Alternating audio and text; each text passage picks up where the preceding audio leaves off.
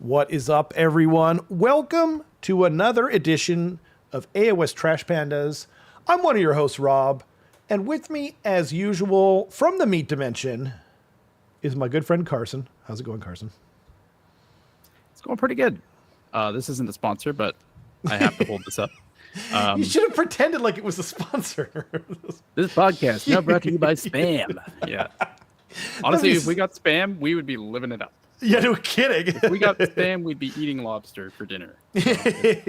I would like show if Spam ever gets us, I will show how my wife makes Spam. It's legitimately delicious. Like, it's actually insanely delicious. Only people from like war-torn countries know how to make Spam properly. And it's better than anything we have here. Yeah. Like, dude, it's so good. Like, I think she made it, she made it for me in this country, but like, I couldn't believe it. Like, I grew up with, this is way off topic, but like, I grew up with the Weird Al Yankovic song, Spam, use it for spackle and all that jazz, right? And I was just like, that's not food. Like, that's only food that like people who are like, preparing for like World War III, put in their cellar. They don't actually eat it, to my wife. And she's like, what are you talking about? Like, and like, I've since learned like people, like everyone in the Philippines knows how to make Spam properly. And like all these other countries, apparently it's just kind of us who look down on it. Anyway, I don't know how we got on that subject, but I'm excited to be back. We had, I did like a hobby stream last week, and it was pretty fun. I got some skellies. I did one base coat on my skellies, and I've wanted to work on them again, but I've also been thinking like maybe I should save them for like more hobby streams, If you're not in a hurry to paint them, that makes sense. I want to paint them though. Like, Soulblight are coming out soon, and I love skeletons. Like, I really do. So I love vampires and skeletons. Like, that army was like, if it weren't for the fact that there's like 2 or 3 other armies that I like way more, they'd be my only army. Obviously, I'm a rat guy, but and I love Inith, Seraphon, but like Soulblight, man, like those new models, like and I've said this before, I think the new Vordry model is now the best model, objectively speaking, they've ever made. Like, I don't mean for like, obviously for carrying, I know we talked about this in the past. For travel, it's the worst model they've probably ever made. But I mean, in the pure looks department, it's the first model that I think, objectively speaking, is better than Be'lakor, which I think used to be the old one. Not my favorite. My favorite's Vizek. My second favorite is probably Croak, and my third favorite is probably Usharan. But that thing just slaps. You hear their OP, even though the tome is like basically the exact same. Wait, which part is OP? Inquiring Minds. Yeah, there's some interesting stuff in it. I haven't had a chance to like really look it over. There's a lot of leaks out there, but yep. I think we don't do that. No, we've never done any leak before ever. So I don't even think about accusing us of that. But I think that depending on the points of some of the stuff that we're seeing there, it has the potential to be OP. But I that's think true so. For literally any other army, because it's like clan rats are 90 points. You're like, yeah, that's now they're OP. Do people remember when Scourgers were like, when we got the preview for Scourgers, and they're like, this is the most busted thing ever, and now it's the only weapons team you don't see on the tabletop, even though they look by far the coolest. It points, everything matter way too much. They're basically the exact same rules though.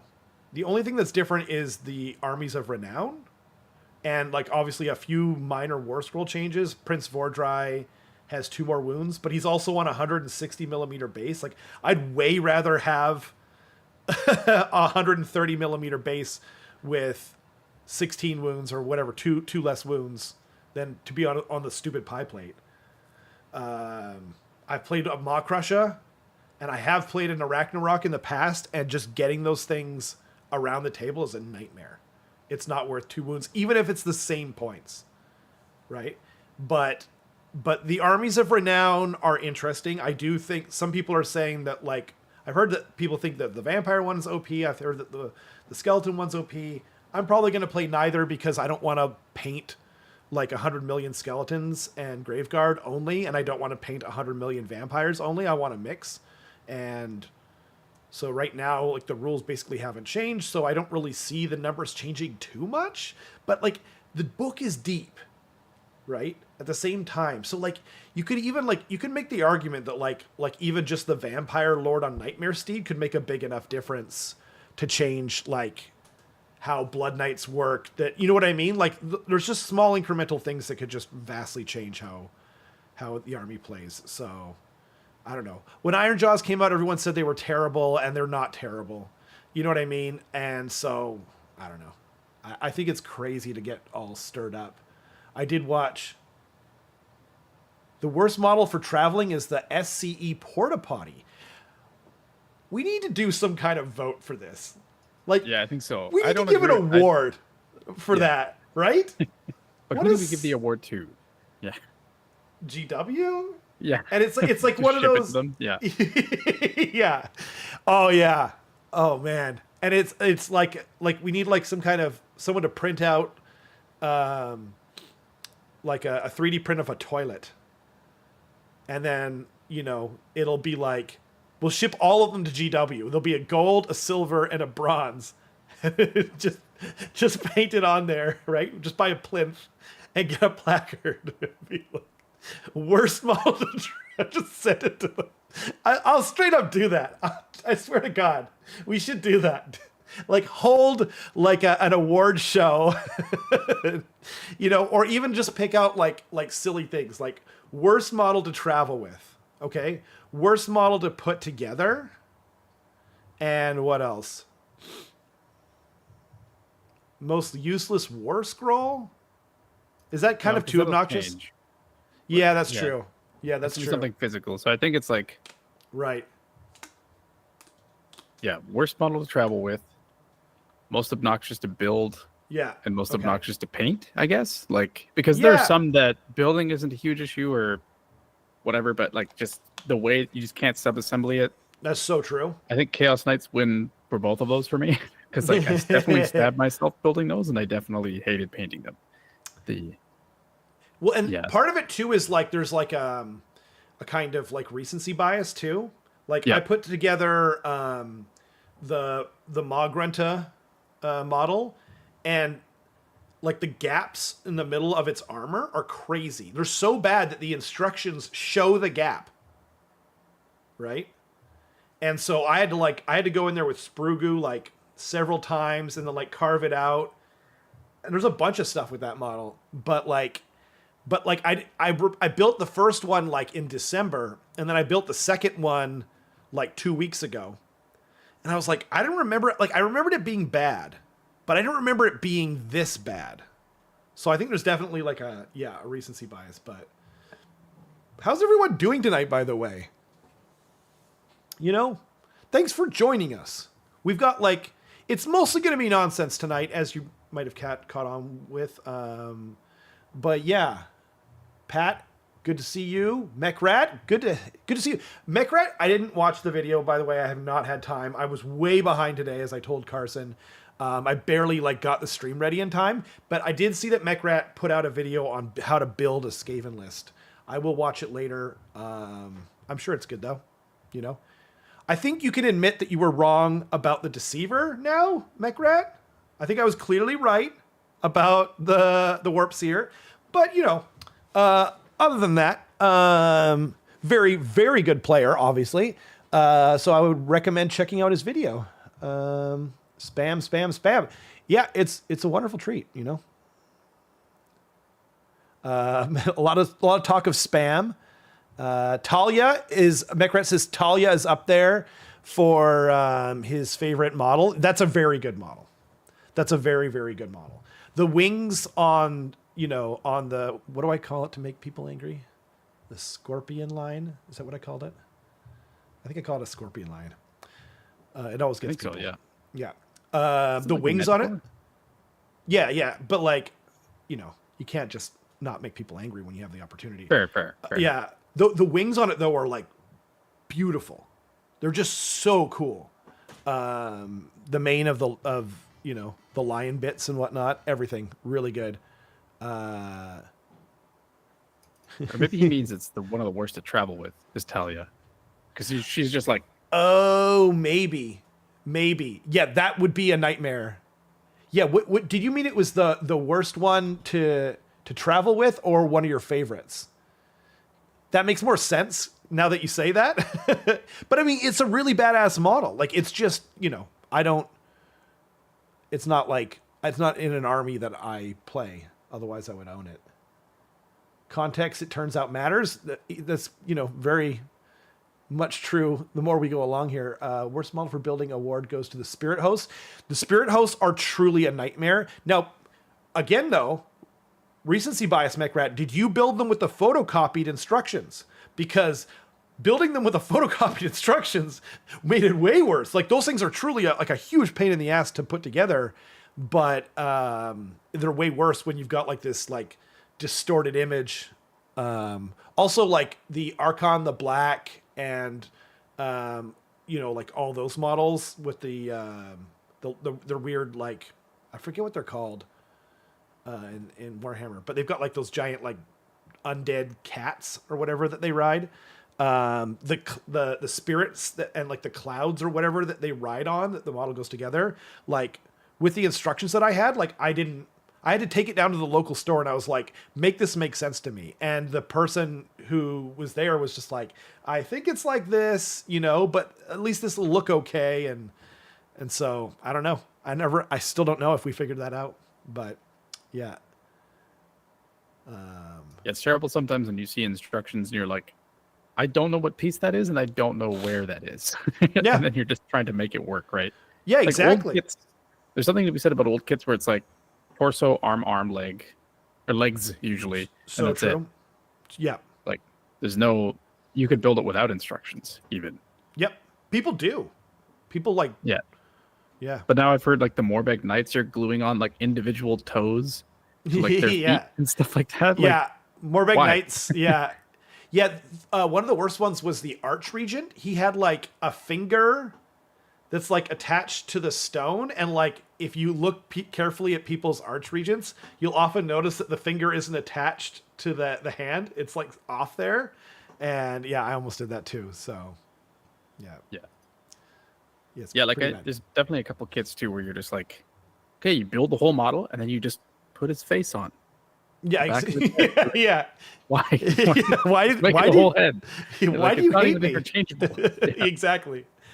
The Mortarchs are like the leaders of the like different death factions. So like you have the Mortarch of Grief is Lady Ollander. The thing that they ride though is, I used to know it. It's like Dread something, maybe? Dread Abyssal? Am I making these words up? I might be making them up.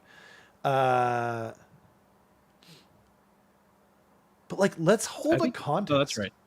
I just Googled it. It is Dread Abyssals. Dread Abyssal. Wow. I don't even know. Like, I haven't like thought about that word in at least 6 years. I put it together for Liam, but now I kind of wish, like, I kind of want Manfred. I kind of want the Manfred model.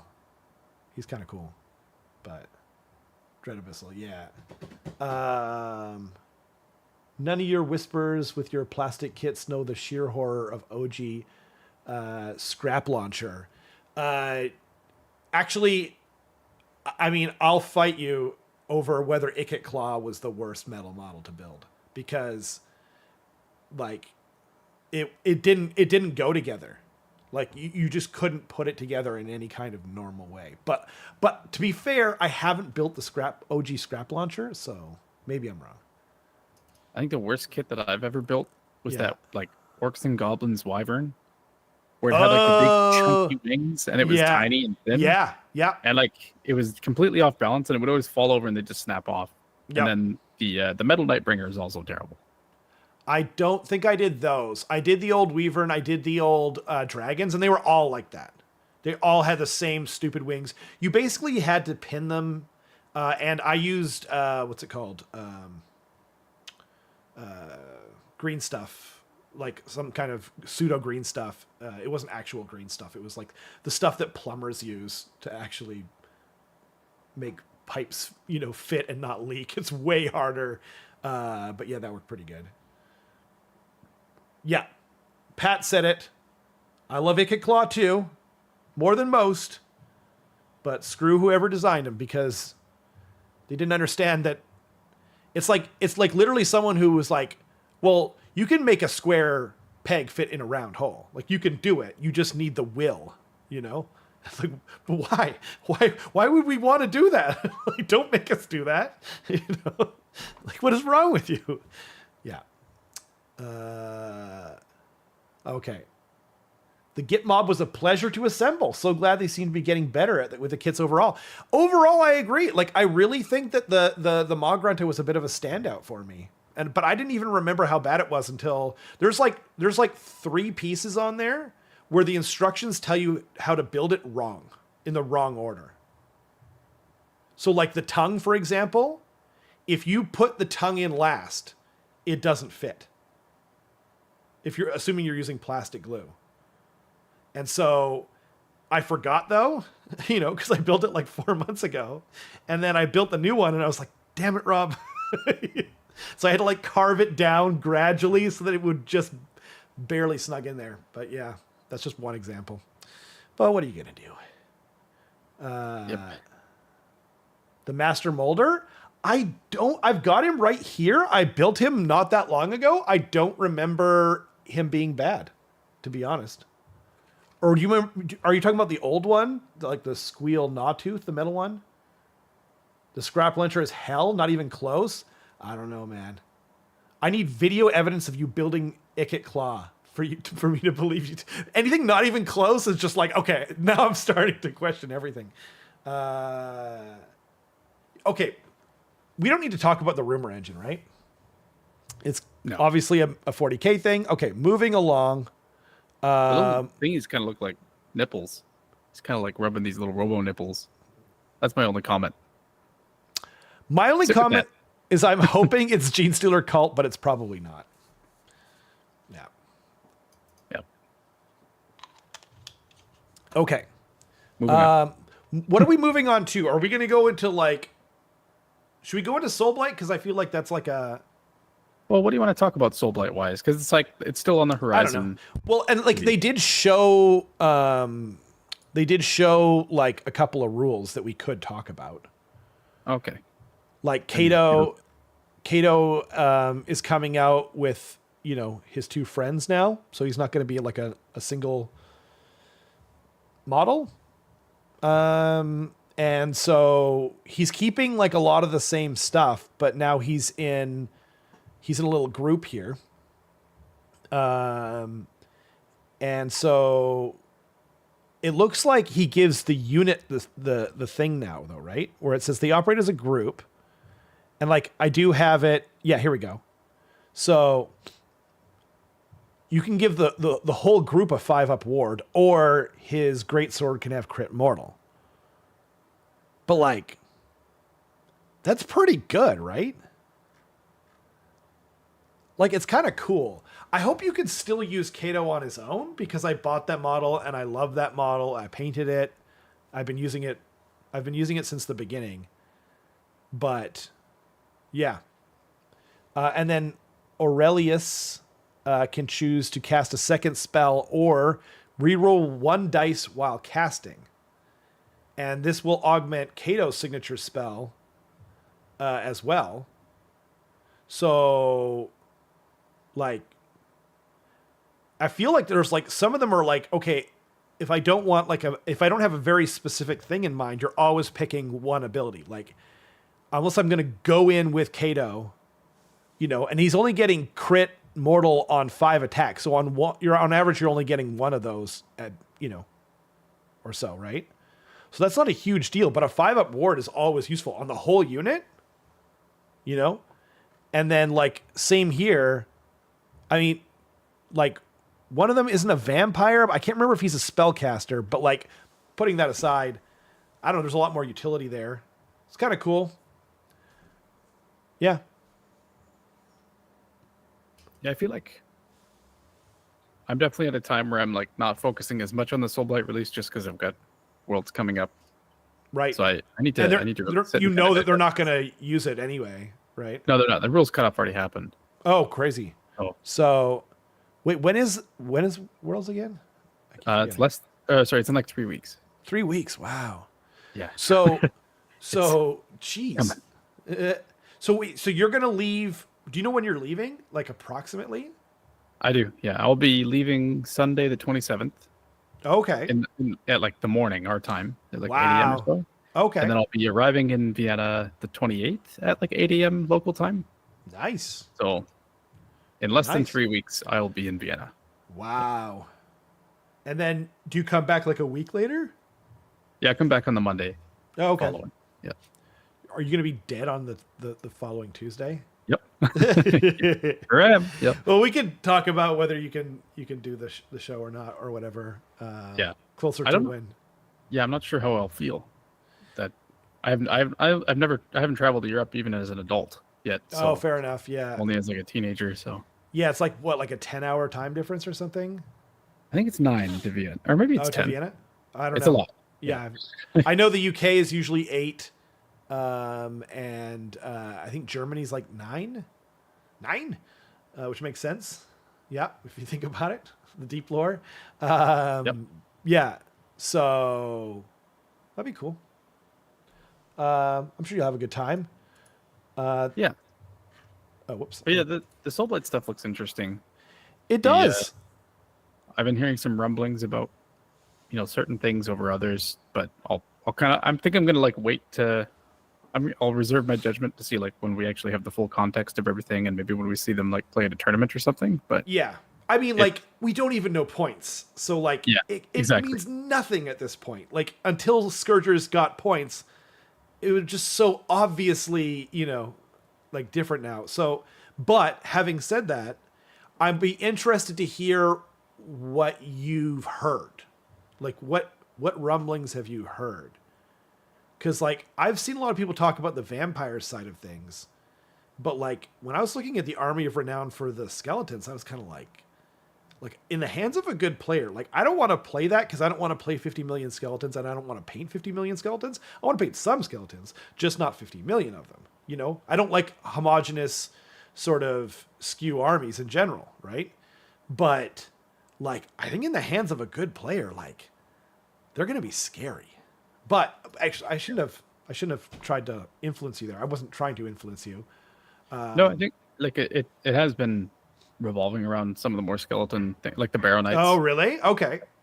And the White King. Like if you think about it, the Barrow-knights are and the White King are both going to be on a 5-up ward.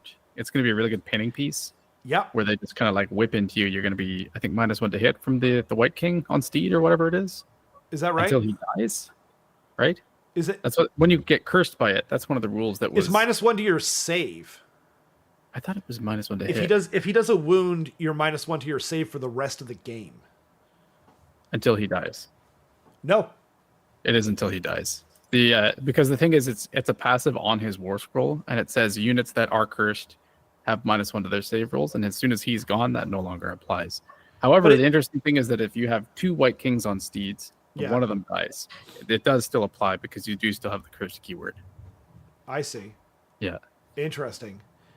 This was one thing that got asked to like Madigan, I think. Oh, like really? Rules expert people, and that's what she said. Interesting.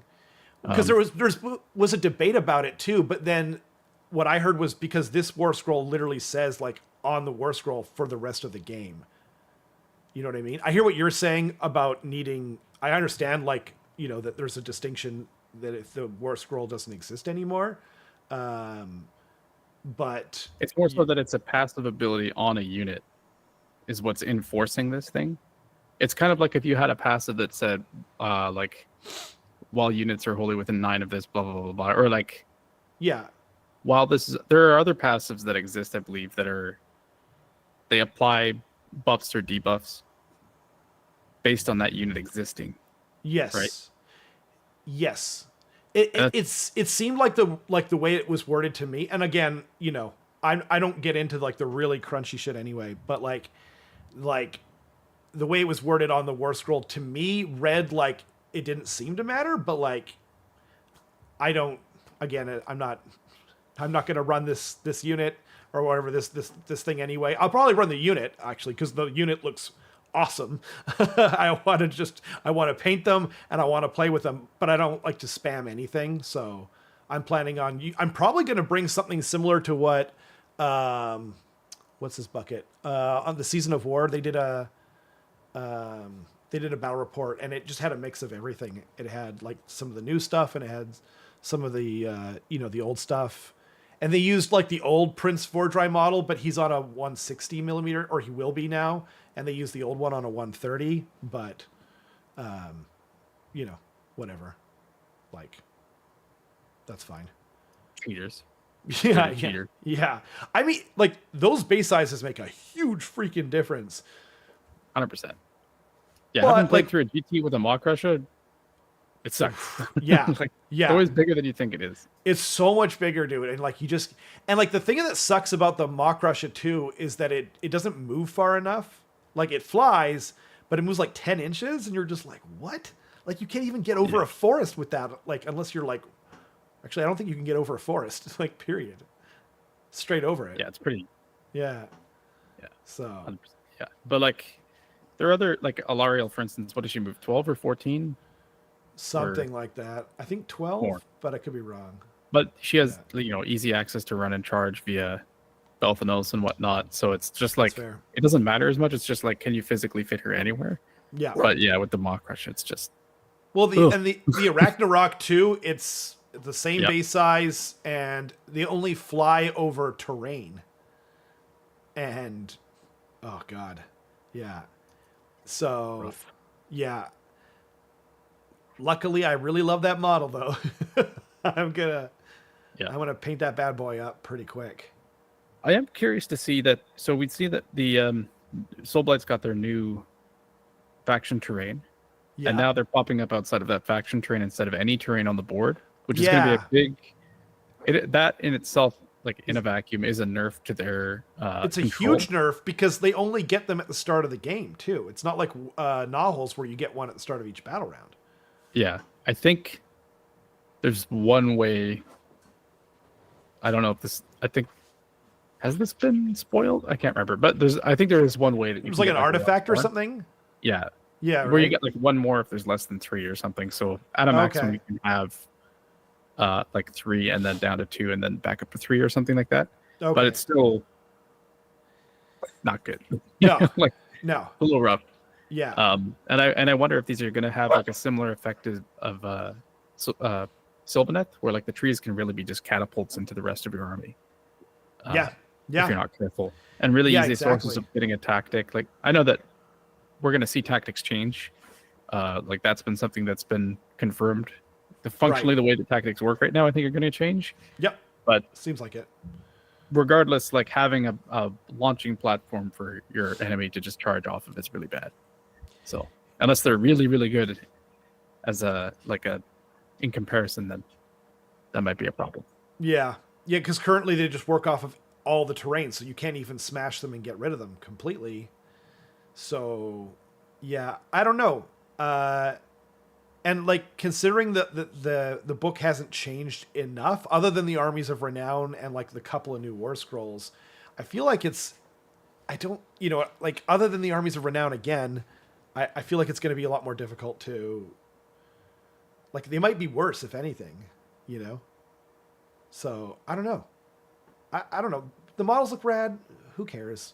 They'll figure it out eventually. Like seriously, like that's the attitude that I actually have is just like let's say like that this faction terrain sucks because people just bear with me. Let's just say for the sake of argument that this faction terrain just sucks the big one. Well, GW's shown us that they're willing to make changes. So like they'll probably get the Nahul treatment. Like the Nahuls just got updated again. Like that's part of the Battlescroll. I guess we could go over to that. Let's just go over to that. So in the Battlescroll, the Skaven Nahuls got the Sylvaneth treatment. So in the previous Battlescroll, I think it was, Sylvaneth can now be put outside of 1 inch of other terrain.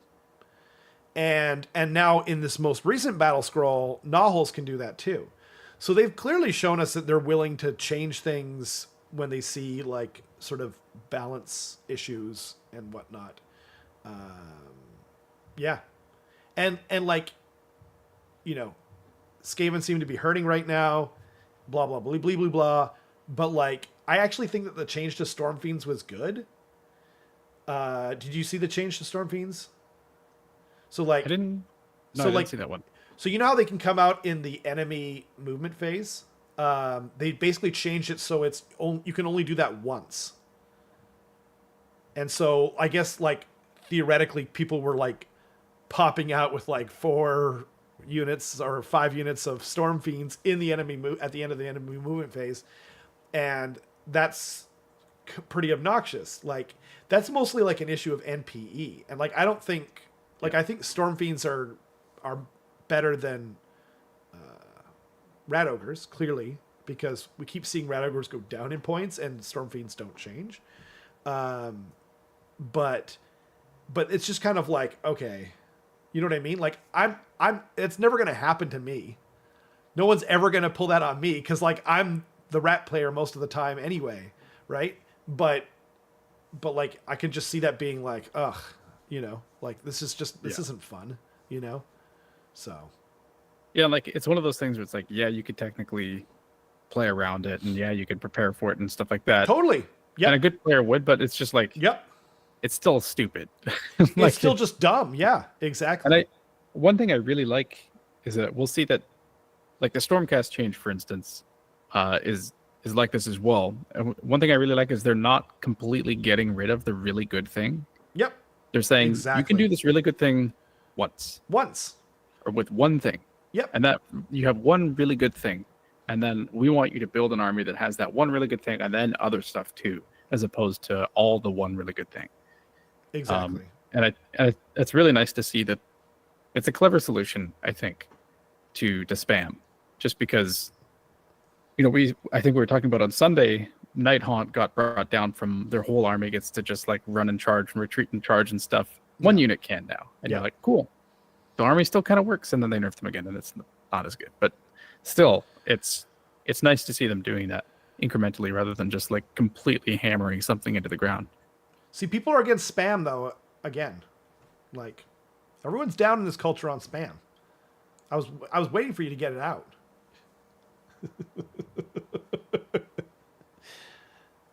Yeah, you heard Skaven were the top army because like one person in Poland went 5-0. Yeah. Honest Wargamer made like a video like, no, they're at the top of the meta or whatever, like super clickbaity, whatever. I mean, I don't blame him. You do what you do on YouTube. You do what he's got his dues on YouTube's. But it was like an all pestilence list too, hey? It's just literally all pestilence. It's all plague monks and like a couple of plague priests, I think, on... I think the whole thing was... Yeah. Oh, and it had Vizek. It had Vizek in it too. It's basically like like the Clan Rat. It's Tom Guan's list, but with all plague monks instead. Right. Which kind of makes Frank's sense. List? What's that? Don't you mean Frank's list? No comment. Moving right along. Rest in peace, Frank. We miss you. Yeah. Yeah, it's once per turn army now. Yeah, so you can't dump 18 in one turn. Exactly. And that's really just what, you know,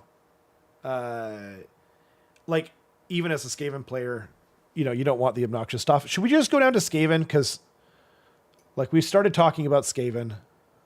Yeah, we can do that. Cool. Yeah, you're talking about their changes. You're talking about their only rule change, I think, right? Or no, no, there's 3 rules changes. To this, actually, there's more than that if you include like profiles. Right. Where do they do like the rules changes, the general stuff,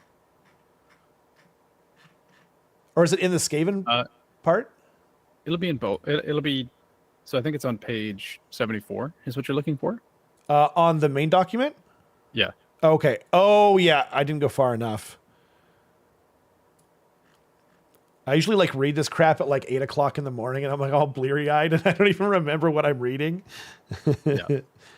Okay, here we go. So this is the change I already talked about, where where the gnaw holes or whatever can be outside of 1, and then and then the Storm Fiends change.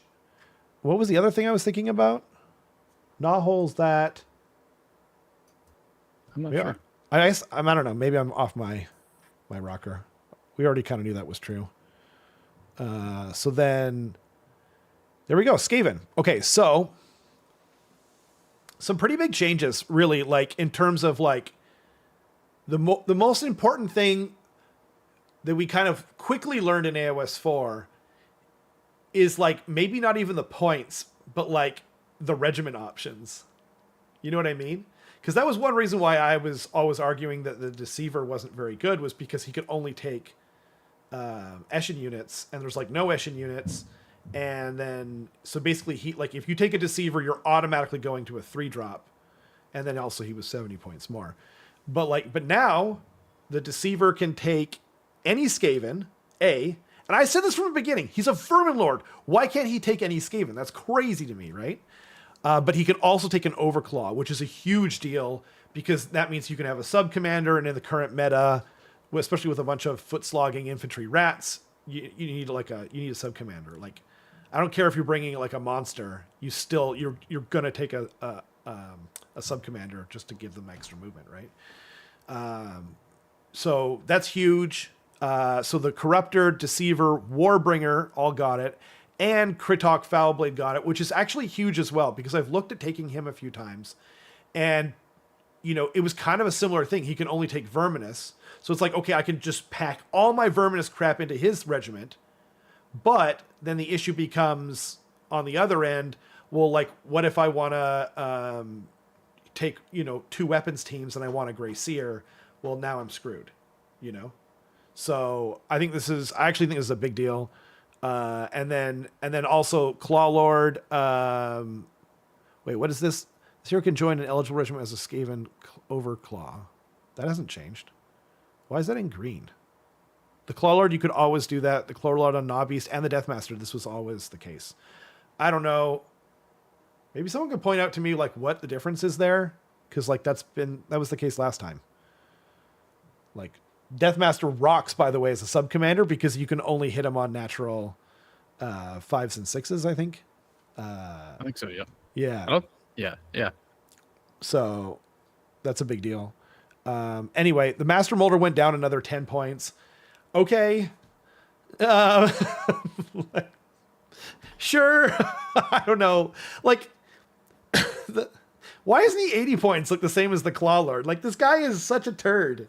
The only reason that like he's so like takeable now is if you want to take Thanquil's Menagerie, and you want a sub-commander. They gave him the sub-commander thing last turn. This isn't changing lists though. I really think that they need to look at like the range on his buff to charges and what his buff to charges is.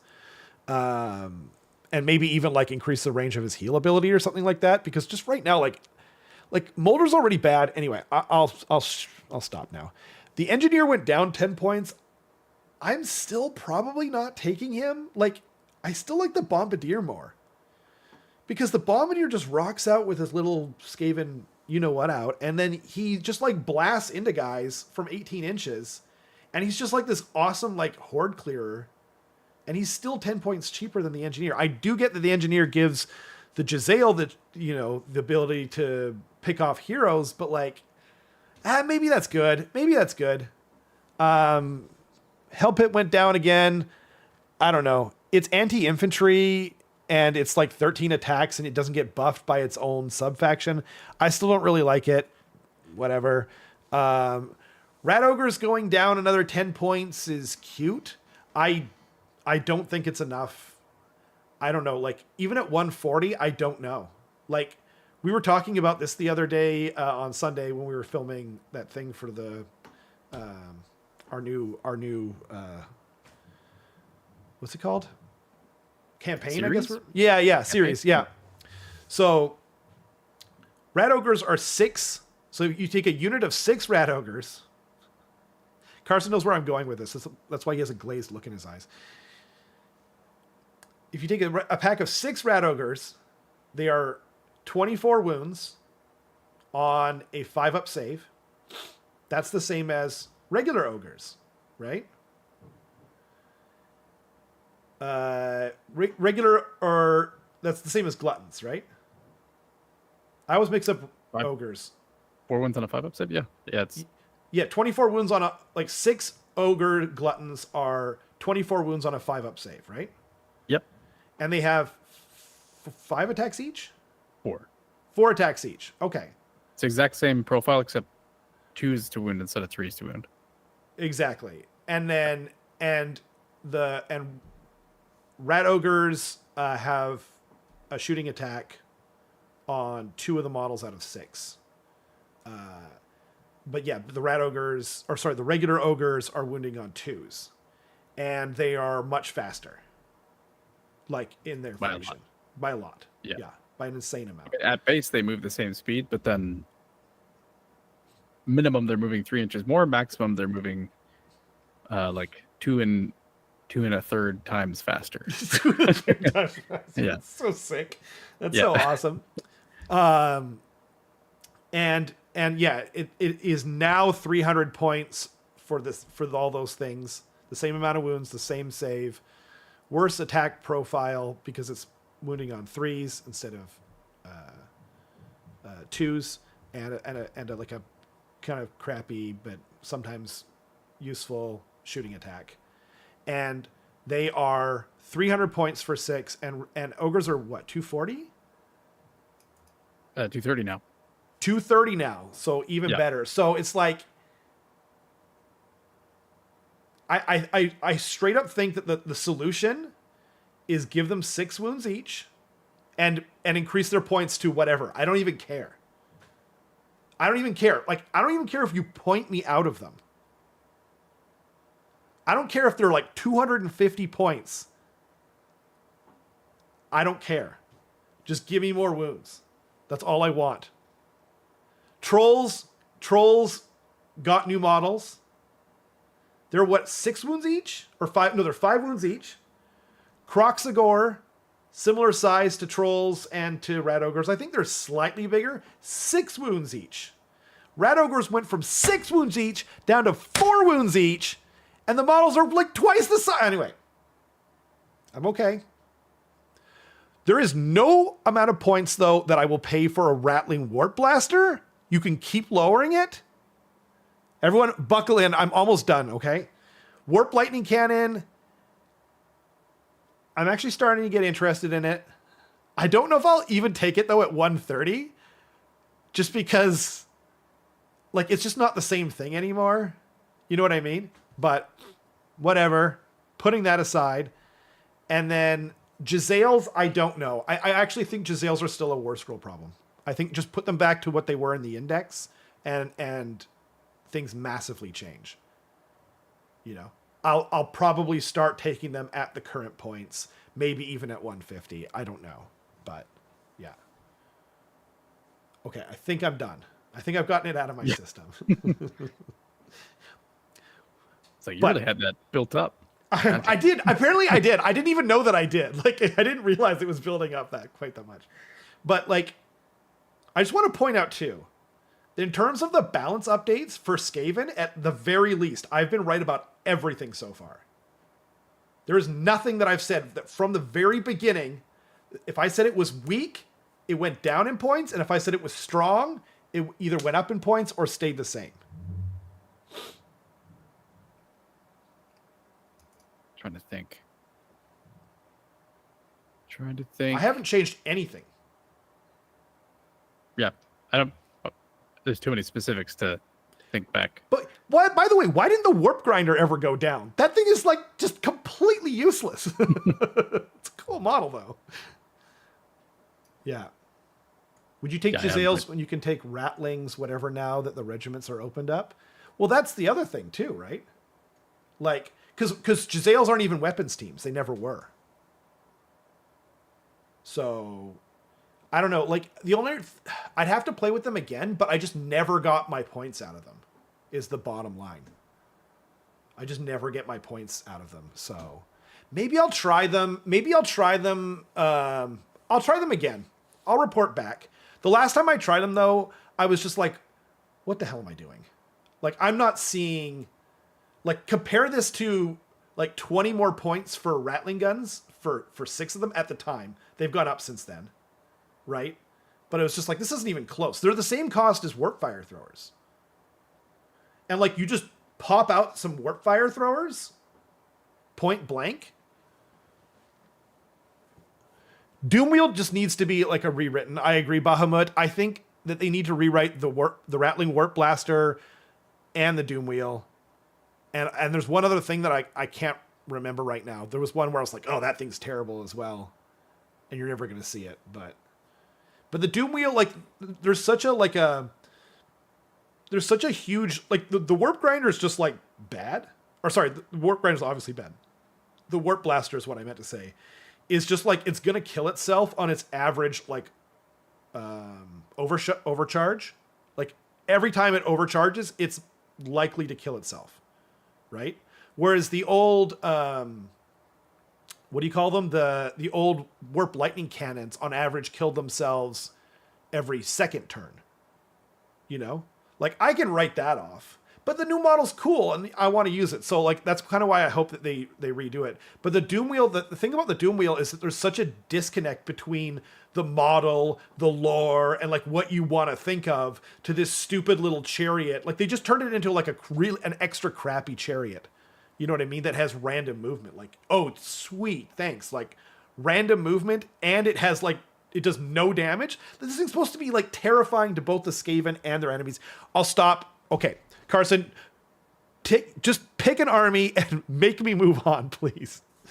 Actually, I was going to say that, so Battlescroll hasn't been out for a week yet, but the biggest change to Skaven that I've seen isn't necessarily, or not change, but like the biggest like rumblings hasn't even been with Vanilla Skaven.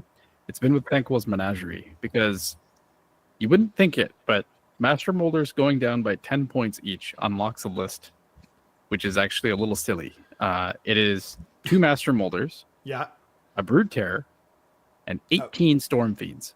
Yeah, that's true. That's a good point. It's a really good point, and it now fits in a 2-drop because of the change to that.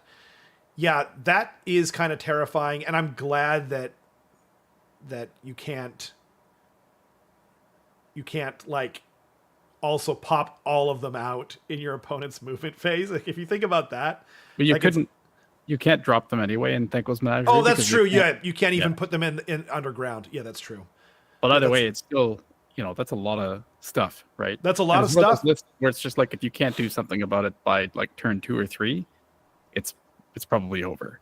Yeah. Because then all of a sudden, those 36 wound blocks of Storm Fiends go to 48 wounds on a 5-up ward. They're healing every turn. They have a crap load of attacks. They're just punching the crap out of everything. Like, it's terrifying. And they're probably -1 to hit because the Brood Terror as well. Like, it's because of the Brood Terror. Yeah, if you're in combat with it, you're -1 to hit. So not even combat, 6-inch range. Oh, is it 6 inches? Yeah, I haven't got a chance to get it out yet. Dang it. The thing is, though, is that, like, I don't want to paint a bunch of freaking Storm Fiends when we got all these amazing new models. Like, that's definitely a problem for the tournament scene. It's just not a problem that I need to deal with. Yeah. No, yeah, but they can't. I don't think you can. I think it just says that the Skaven ability where you start underground. Yeah. Even though it's on their war scroll, that's correct. But they can't be underground in the first place. Yeah, on the war scroll it just says they can pop out in the opponent's movement phase using that ability. It doesn't say that because you basically, Pat, you can't put them underground to begin with. The Grinder Fists don't let you put them underground. It just lets you, it just alters the existing rule right now. And that's probably a good thing.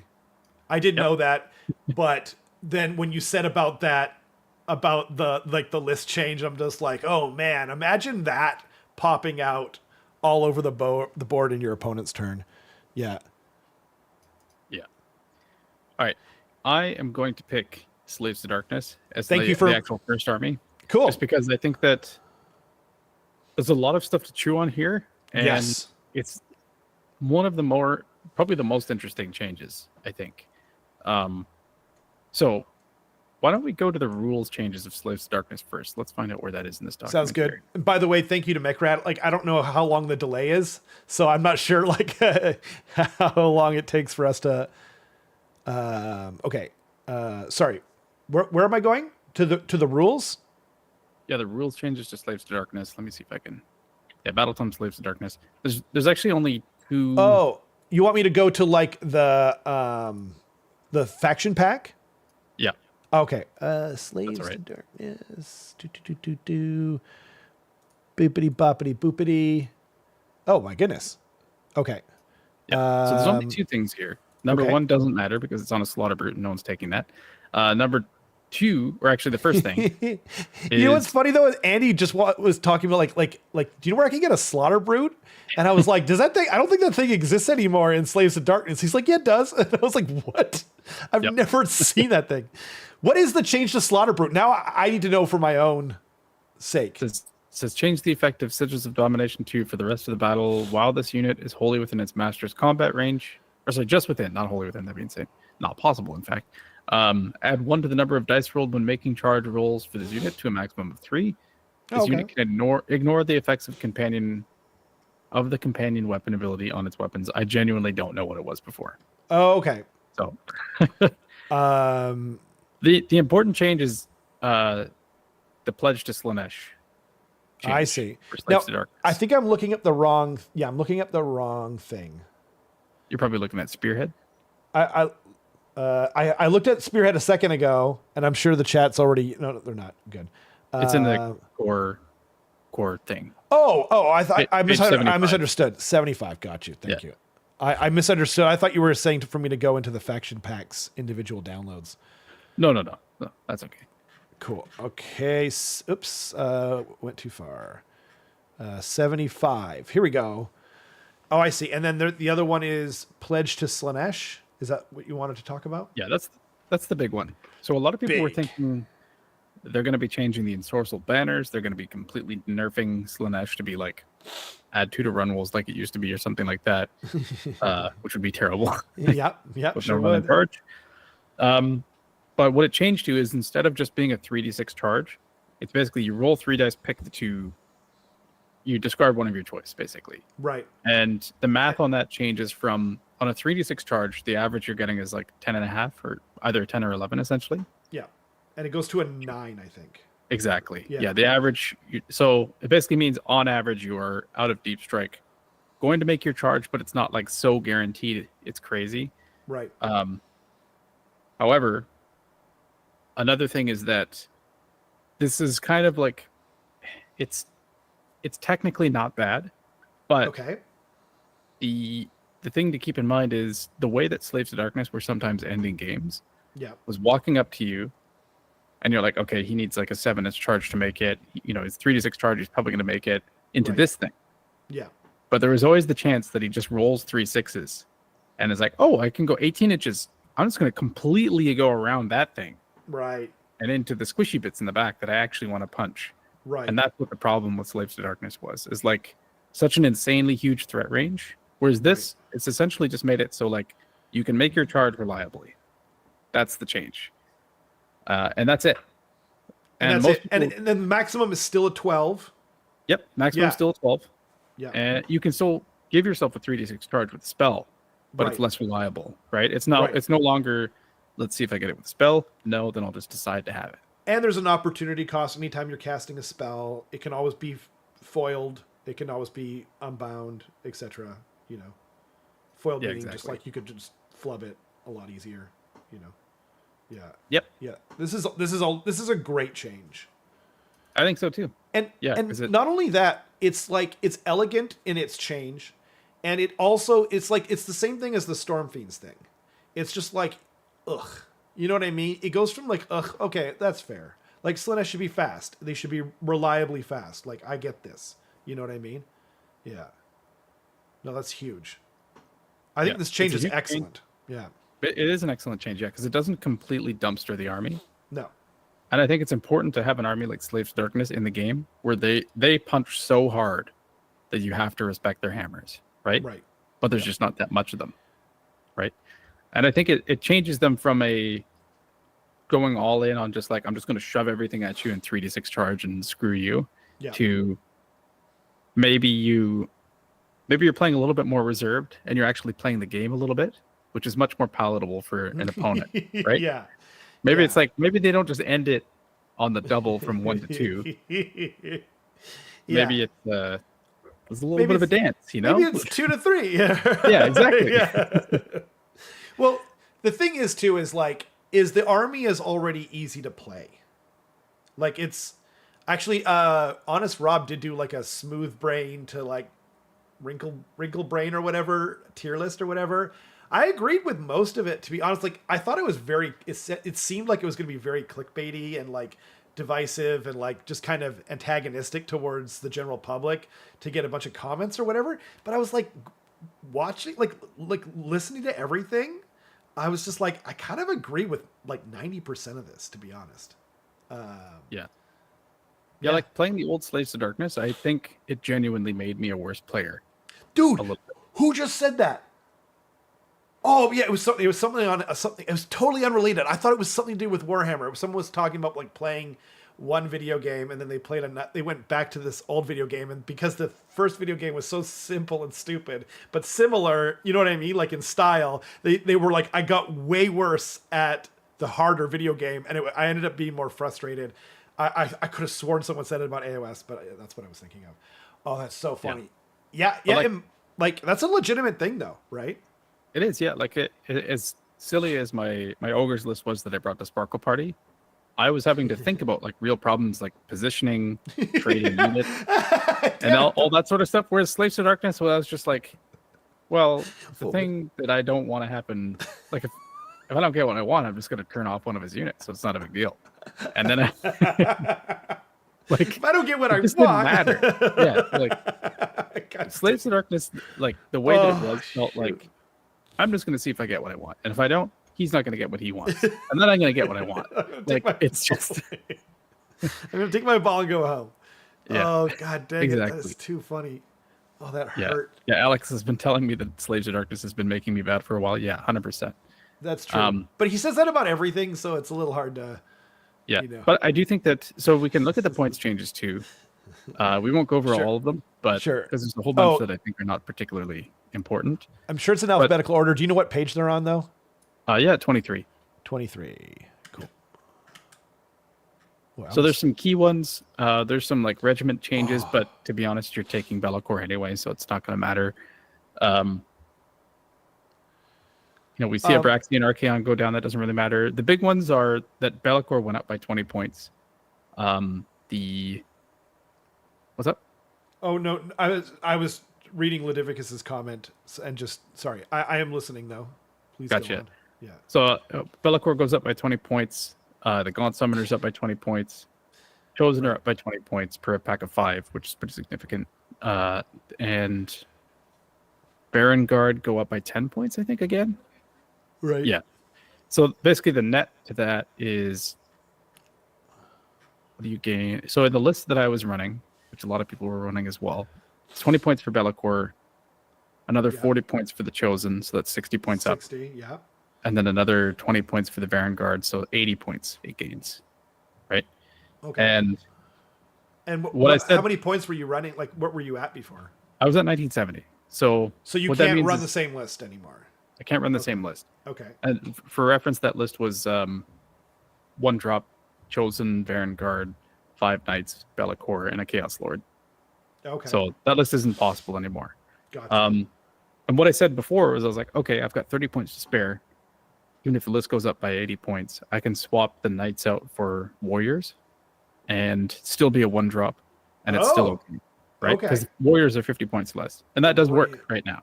However, with that being the case, Knights actually served a pretty huge purpose of like going out and painting stuff. They're more mobile. Yeah, exactly. And I changed it just enough where I don't think that it's the correct choice to bring a 1 drop anymore for Slaves to Darkness. And I think that it's probably better for people to be running a little bit more of a balanced list with more units. It's good. Like, I think you're still going to see like big packs of Chosen. I don't think that's going to change. I don't think you're going to see any less Varangard either. Maybe a little less, because they're like 20 something points of wound now. But right. Like hero territory. But I think that you're probably going to see them bring like maybe like 1.5 hammers, or like 2 hammers, but one of them's like Therodons or Knights or something like that, and then maybe some screens. And I think that you might also see people they might be bringing the Dark Oath sub-faction, where you're using like Marauders as screens and bringing them back and having a little bit of tech there and stuff like that. I see. So it's, yeah. Devin says, I heard Carson went vegan. Interesting. Not true. I thought you were gonna like that. I was like, that's. I thought you were gonna get more upset than that, but we do. Yeah. Acknowledge and appreciate that. Yeah. So Slaves to Darkness is like, it's the less exciting thing. I think there were a lot of people that are like, yeah, take him down, like make him crap. Yeah. But it's actually bad for the game if you make this army crappy. I agree with that. And like, I did want to say earlier that like, it's better to do just not quite enough than too much. Like, we all remember Gits in 3rd edition. They just kept punching them. Even when their win rates were down in the toilet, they still kept hitting them. It was just like, it just seemed kind of crazy. And like Night Haunt, they did the same thing. And now like Night Haunt is, whatever. But yeah, I don't want them to, what's going on? Half of Team Canada's in the chat just mocking me at this point. I mean, Devin, Sabetti, Rich. That's as it should be. I appreciate you guys. Thank you. Usually I'm on the receiving end more, so. Yep. No, but I think it's interesting. It's a surprisingly light touch to Slaves to Darkness, and I think that that's going to anger some people, but I think it's the correct choice. I think they're going to be a good army, a really good army still. But I don't think they're going to be so oppressive and so over the top like they have been. I think that it's just slowly getting in line with where it should be. I think so too. Honestly, it's probably going to encourage people to play a list that they probably should have been playing in the first place. Like especially if you're going to a singles GT, I think you should be playing a more balanced list than the 1-drop. It doesn't make sense to go all in like that. Spam, more spam. I hope you're right. I think that, the people that are inclined to this play style, though, are probably just going to make the change that you suggested. Just keep kind of doing that. But I hope you're right. But they're going to do that, and they're going to fall on their face more, I think. More is what's going to happen. More. It's the problem, like, and I know, like, you're not seeing it through the same lens, right? But I think the problem was never at tournaments. I actually think Slaves of Darkness were mostly fine at tournaments. That might be a bit of a hot take, but like, you're not seeing them, like, their win rate's a little too high. And like, if you look at their whip and their, other stats where like they're super likely to go 5-0. They're like one of the most likely armies to go 5-0. You know what I mean? Even if their win rate isn't necessarily crazy, right? So it's just, I'm more just thinking about the little guy, the guy rocking up to his first game, you know what I mean, of Age of Sigmar, or maybe it's his 4th game or like his 10th game. And then someone just puts the Slaves of Darkness down on the table and they're left going like, that can't be right. Like, those rules you're telling me, like, I believe you're a moral, and I don't think you're a liar, but you must be mistaken, because there's no way that all of this is true. And you're just like, no, it's right. Sorry, man. Like, I'm more just thinking about like the health of the game and like general play. I really don't think Slaves of Darkness were in like a tournament setting where you're supposed to be bringing your crunchiest stuff, and you know what I mean? Like, you're supposed to be doing, that's kind of what's expected, but maybe that's a hot take. I don't know. Actually, yeah, like, you're never going to know what is going to be a feel bad for the people that aren't going to go to tournaments, because they don't record their games. No, right? That's true. Well, some of us do. Sure. But I mean, like, Yeah, that's fair. Yeah, battle report, sure. But what Games Workshop is going to be paying attention to is like the stats that they have. Yep. And I'm not saying you should balance the game at the lowest level. I never said that. In fact, I've said the opposite many times in the past. But I do think you have to think about those people. You know what I mean? Because that's actually most of the people. 100%. But having said all of that, like, I'm on your side, Slaves to Darkness players. I would like to see Chosen go up another 20 points. Another 20. Okay, hear me out, okay? Is there a world where you don't take like 10 Chosen in every list right now? Like, do you think, is your prediction that as it sits right now, we're not going to see Chosen in every list? Or not, obviously that's hyperbole, but you know what I'm saying. I have a counter question to your question. Wait. First answer my question. My wife does this to me all the time where she asks me a question before she answers my question. I think that you will see Chosen in the vast majority of lists still. Like, however, give me a percentage. Just give me a percentage and then I'll let you. 90%. Okay. Fair enough. Okay.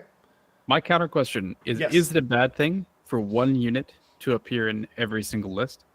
Sometimes there's a unit that just makes an army work, right? Yes. Okay, I hear you. Okay. Yeah. And that unit for Skaven was Rattling Guns. And then they nerfed them. And now it's changed. So now I agree with you that like the solution was Rattling Guns were so good compared to warp fire throwers and Scourgers are like not even like no one. Like most people don't even know that unit even exists, right? So the solution is to bring other things up, right? Scourgers should be cheaper than Rattling Guns because on average they do less damage. You went through the math with me. We both know that to be true. Yeah. But 90% is that like that's pretty crazy. Now, like Chosen are awesome models. Like there's like you can make a few arguments, but the other thing is too is that like because Skaven and Slaves to Darkness are both freaking deep armies, right? There's so many units in the army. I think you can make more of an argument there. Yeah. I think I agree with what Riley says in the chat, though, which is that unit actually isn't and wasn't Rattling Guns for Skaven. I think it's Clan Rats. But you have to think about what an army wants to do, right? Like Slaves to Darkness is the army that wants to punch you as hard as it can. That's its identity. Yeah. Chosen, right? Yeah. But Chosen, but also Varangard and also Theridons. They also punch super hard. To a lesser extent, yeah. Yeah. But like Clan Rats is what Skaven wants to be, in that you're taking up board space, you're being techie with your 3 claw steps ahead, you're recurring, all of that stuff, right? Like, if you tell me any list that you've seen that didn't have Clan Rats in it. Yes, but like Clan Rats are like you need chaff. I would argue you need chaff in like any army. David. Not Slaves to Darkness, not what it used to be. I don't think the identity of Skaven is chaff, the army, right? I think the identity of Skaven is actually a slot machine. I think it's actually just like you pick different units and like when the dice are good, then you're doing awesome, and if not, then you're doing really extra bad. I hear what you're saying, but I mean, like, look at like that list that went 5-0. It had 0 Clan Rats in it. It just had a bunch of Plague Monks. We also have Storm Vermin. We also have, you know what I mean? All these other things that are chaff. So like, I mean, also Clan Rats are the only thing that can be taken by any unit before. Like, it doesn't matter if you're like an engineer or a master molder. Everyone can take Clan Rats, right? So that's part of it. Is just like it's how they've made the list building in 4.0. But like, also like it's not fun to just have 300 Clan Rats. Like that's a nightmare of an army to play. That's not fun at all. No, it's definitely not fun. But I guess what I'm saying is like, I think it becomes a problem when 3/4 of your army or more is that thing. Yes. Right? I agree with that. Okay, and that's not typically the case with Chosen. With Chosen, like, fair enough. It'll be like half your army. Is that the problem with Slaves of Darkness is that you actually have two things that are going to be in every list, which is Be'lakor and Chosen. Yeah. Right? Yeah. And there's like, and previously Varangard were good too, but you didn't even have to do them before either. Okay. So it's just, yeah, I don't think they need to go up another 20 points, I guess is the end of the day thing. Fair. I respect your opinion, but I do disagree. Well, I mean, like, I'm not even saying that, like, that I think that, though, either. I'm saying, like... just said that. What do you mean? No, I'm not saying, like, I think, like, or, yeah, I guess I kind of did. Like, I'm saying, like, maybe that's the answer. Like, if Chosen are going to be in 90% of lists, you know what I mean? Because, like, otherwise it's like, I mean, now your counter argument, I actually like your counter argument more of that they're not 3/4 of the, like, you're not, no one's, like, they're taking one unit of Chosen every time because they do this job so well, and so therefore that's why you take them. And I would argue that's the exact same thing with Rattling guns. Like, Skaven are 90% of the time have shooting in their army. Like, that's a big part of Skaven identity is shooting, right? So you have Rattling guns, and they were, you know, now people were taking 18 of them, so that's an issue. So I think the solution was to bring down Scourgers by a lot. Like, they should be cheaper than Rattling guns. But so I'm basically saying that like I don't think that, like, both of those things should be true. Like, you know what I mean? Like, it's like Chaos Chosen are being taken, if they're being taken 90% of the time, then I think, like, you should make other armies have similar things. And I went to Skaven because that's the easiest one to compare for me. But, like, okay, let's look at Be'lakor then. Like, he's always being taken. He's a main character. You can't spam him. Is this the correct points amount for Be'lakor? No. He could go up more. Okay, yeah. What do you think? Like, what do you think is the correct amount for Be'lakor? I think Slaves to Darkness... So the correct amount, I think, in a vacuum is probably like 500 or more points. But I think that the issue with Slaves to Darkness is that the identity of the army is just how hard can you punch. Yep. With, like, a low surface area amount of stuff. Okay. Also, Alex just sent me a message saying, won't somebody please think of the rest of the Battlescroll? So we should probably move on soon. I guess so. But the problem is that when you have an army whose identity is so simple, it's going to come down to what is functionally the best hammer. And yeah, I guess that's true. It's just kind of a representation of that, of just like, these are just statistically what people... It has the most benefits in that, like, it hits really hard, it's tanky, it recurs really well because you can, on average, rally one back every turn kind of thing. Like, it's... Yeah, that's fair. I would like to see, like, people take Theridons, though. Yeah. You know what I mean? I'd like to see people, like, I don't want to always see the same list, because it's just been boiled down to, like, so obviously the best thing. But what I'm saying is that, like, when you have an army with such a simple identity, it's going to always be one thing spammed. It might be.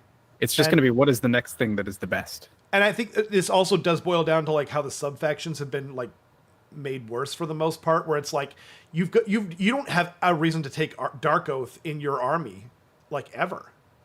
So, like, yeah, you do. Yeah. Oh, really? Like, have you like, are you seeing Dark Oath, like, sprinkled into these hammer armies? Oh, okay. Well, that's 100%. Good. Yeah, because they act as a screen and it gives you some recursion and stuff like that. There's play for sure. Okay, that's what I mean. Where I think you're going to see more, like, varied lists. Okay, but it's still going to be, because, like, Chosen. when we do those when we do those tournament review shows, it's like the Slaves of Darkness lists are the most boring lists. Like, Slave to Darkness and then maybe Stormcast, like, because it's pretty much always the same thing. So I hope that's true. You know, just lost to Dark Oath. Hey, cool.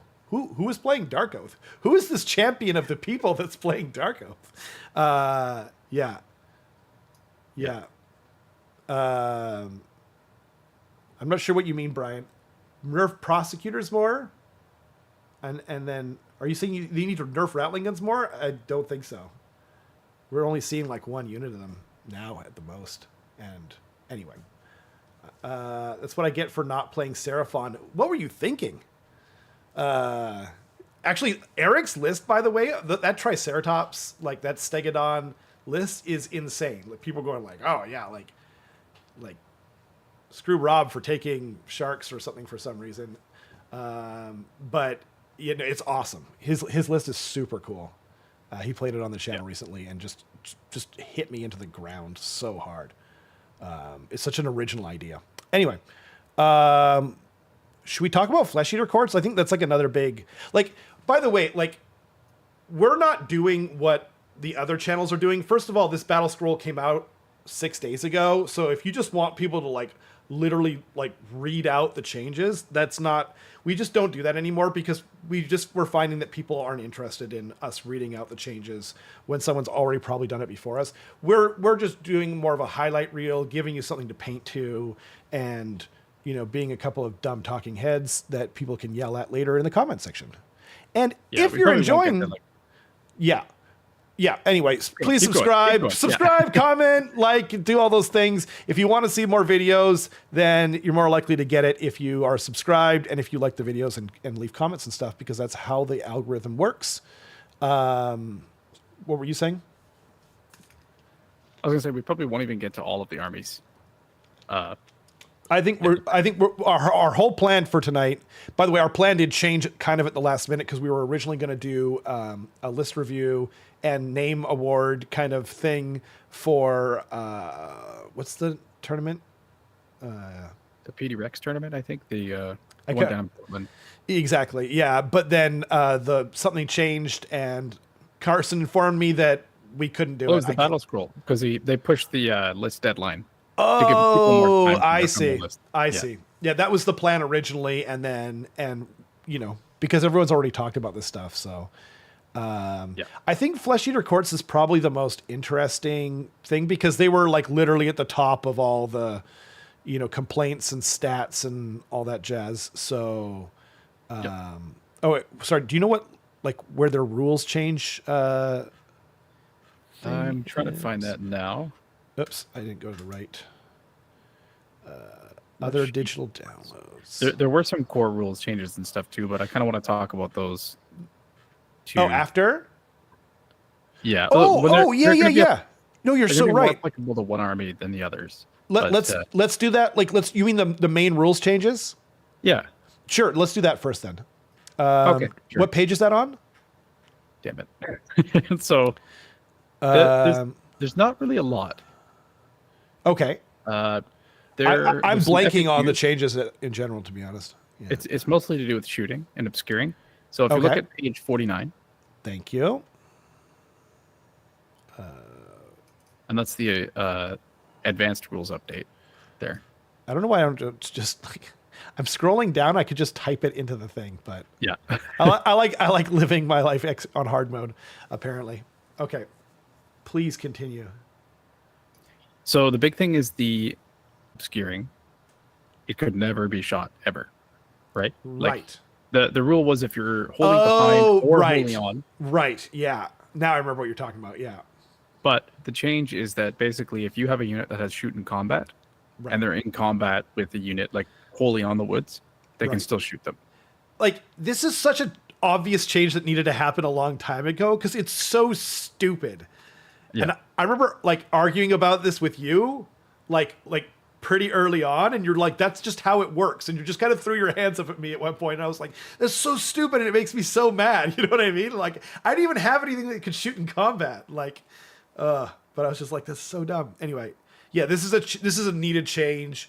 It's one of those things like people like say like, what do you need verisimilitude for? But like some of this stuff does matter. It's like, what do you mean? Like, how come I can't see them? Like, I actually think it's kind of dumb that you can't shoot them inside the terrain when you're within a certain distance, you know? Like, even if it was -1 to hit, like, actually, I played my slow grow game against Roman, and he's playing KO, and I'm playing Orc, so I have no shooting other than my Maw Crush's shout. and he has shooting, and he was like, it's so dumb that you can't shoot into the woods. Like, you can see people like in the woods, you should be able to shoot them like in real life. He's talking in real life. And I was like, totally. And I was like, I think the idea is like, when people are shooting outside of the woods, they're posting up against a tree. So they're almost impossible to hit. And he's like, fine, make them -1 to hit, make them -2 to hit. I don't care, but you should be able to shoot at them. And I was like, totally fair. I'm on your side. Like, I agree with you, but it was just kind of funny. But yeah, I mean, this is a good change. Yeah, it's a good change. It doesn't seem that applicable at face value, but there is one unit that it applies to a lot. Wait. What would that be? It's a unit that you see a lot in the meta. Oh man, there's too many armies. I was hoping I could come up with it quickly enough, but I'm not quick enough. So what if I said it was an order army? An order? Most of them are order army. I was thinking KO originally, because I had like an experience with the bubble boys that shoot and are also awesome in combat, and those things are freaking terrifying, but they don't have shoot in combat, so I know it's not them. Yeah, Ladivic has got it. Did he? Yeah. Michael Spruill. Oh, duh! I'm so dumb. I'm so dumb. How did I not think of that? That's crazy. So the reason is, for anyone that's like not quite aware, that's kind of bad. Vanguard Paladors with javelins. The big thing is that they can run and shoot, or rather, one of them can now. But they move really fast. They shoot. When they charge, they have an ability where they can shoot again. However, one really big counter to them used to be, I'm just going to stand wholly in the woods so that you can't shoot me, and when you charge me, you can't shoot me either. Right. And their actual combat profile's not great. It's kind of crap. Right. So they're losing like 2/3 of their damage output, or more probably more like 80% of their damage output. Versus now, they can't shoot you the first time, but when they charge you, they end up in combat with you. Then they can actually shoot you. That's crazy. So the woods are not nearly as much of a detriment to them. So that's one big thing. Another change is in the core rules, the guarded hero is no longer a unit within 12 inches. It's models within 12 inches can't target the hero. An infantry hero that's like within 3 inches of friendly units, which is interesting. Yeah. Yeah, it means you can't just like barely corner tag in and like shoot the entire unit at this one poor hero. You have to like wholly be to get like every single model in. So it changes a lot. It does. It's almost kind of an argument for Giselle and an engineer. But again, I'll have to test it out. I just find their profiles bad. But yeah, that's interesting. Yeah. Man, the thing is too is Paladors, like, I know they got like a points increase, but like I don't think it's gonna move the needle at all, right? Did they get a points increase? Oh, maybe I'm wrong. Let me take a look. Was I out smoking the crack again? You know I love my crack. Yum yum. Yum yum. Vanguard Paladors. 11. Page 11. Somebody. Is it page 11? Yeah. For the Stormcasty boys. Annihilators. Jeez. Yeah, that's what I was struggling with. I found the Stormcast, but yeah. Vanguard Paladors. Yeah, they didn't go up. Oh, they didn't. They stayed the same. So the reason for that, I think, is they made a rules change which applies to them. What's that? Which is the ones per turn. Yeah, right. Exactly. Vanguard Chamber is no longer every single unit can run and shoot and retreat and shoot and charge and run and shoot and all the things. Yeah. Now it's basically you pick one unit in your hero phase to do that, which is a huge change. It is a huge change. Yeah. It doesn't kill the unit by any means. They're still usable, but it just means that you're not going to have two units just like whipping 20 inches across the table at you and shooting you. It just means you're going to have one, and then the other one's only going to go 15. So it's not that big of a deal. Oh my gosh. Yeah. Yeah. Or sorry, 14, not 15. Okay. Yeah. That makes a huge difference again. Yeah, huge difference. Yeah. But another big change, so there used to be a lot of play with like Paladors were able to redeploy and shoot because they could run and shoot, right? Not anymore because you have to pick one. Right. In your hero phase to do it, right? So I see. And you used to be able to redeploy countercharge, redeploy shoot, all that other sort of stuff. It's not nearly as like it's still good. It's still really good, But it's just one of those things where it's like they knocked them down a peg for sure. I think I might be satisfied with this because like we're always the ones saying, in fact, I think it was me who first said this, to don't change the rules and change the points. Whether you're adjusting up or down, pick one or the other. So unless you make like you just fundamentally change a war scroll, you know what I mean? Like, then obviously you need to change the points too. But yes, yeah. I think this is fine. You know, I think it's fine. Yeah. Yeah. Tom says, I don't get it, lol. How did the obscuring rule change? Sorry, I'm more of a 40k player. Basically, what changed is if you have shoot in combat and you're in combat with a unit that's wholly in the woods, now you can shoot them. Previously, you could never shoot a unit that's wholly in the woods. Right. And Alex did point out, I thought this is what you were going to say originally, that the guarded hero doesn't apply to cavalry anymore.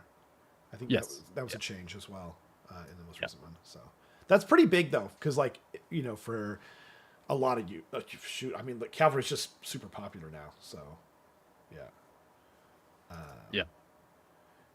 But absolutely. Yeah. Interesting. So do we want to go to Flesh Eater Courts now?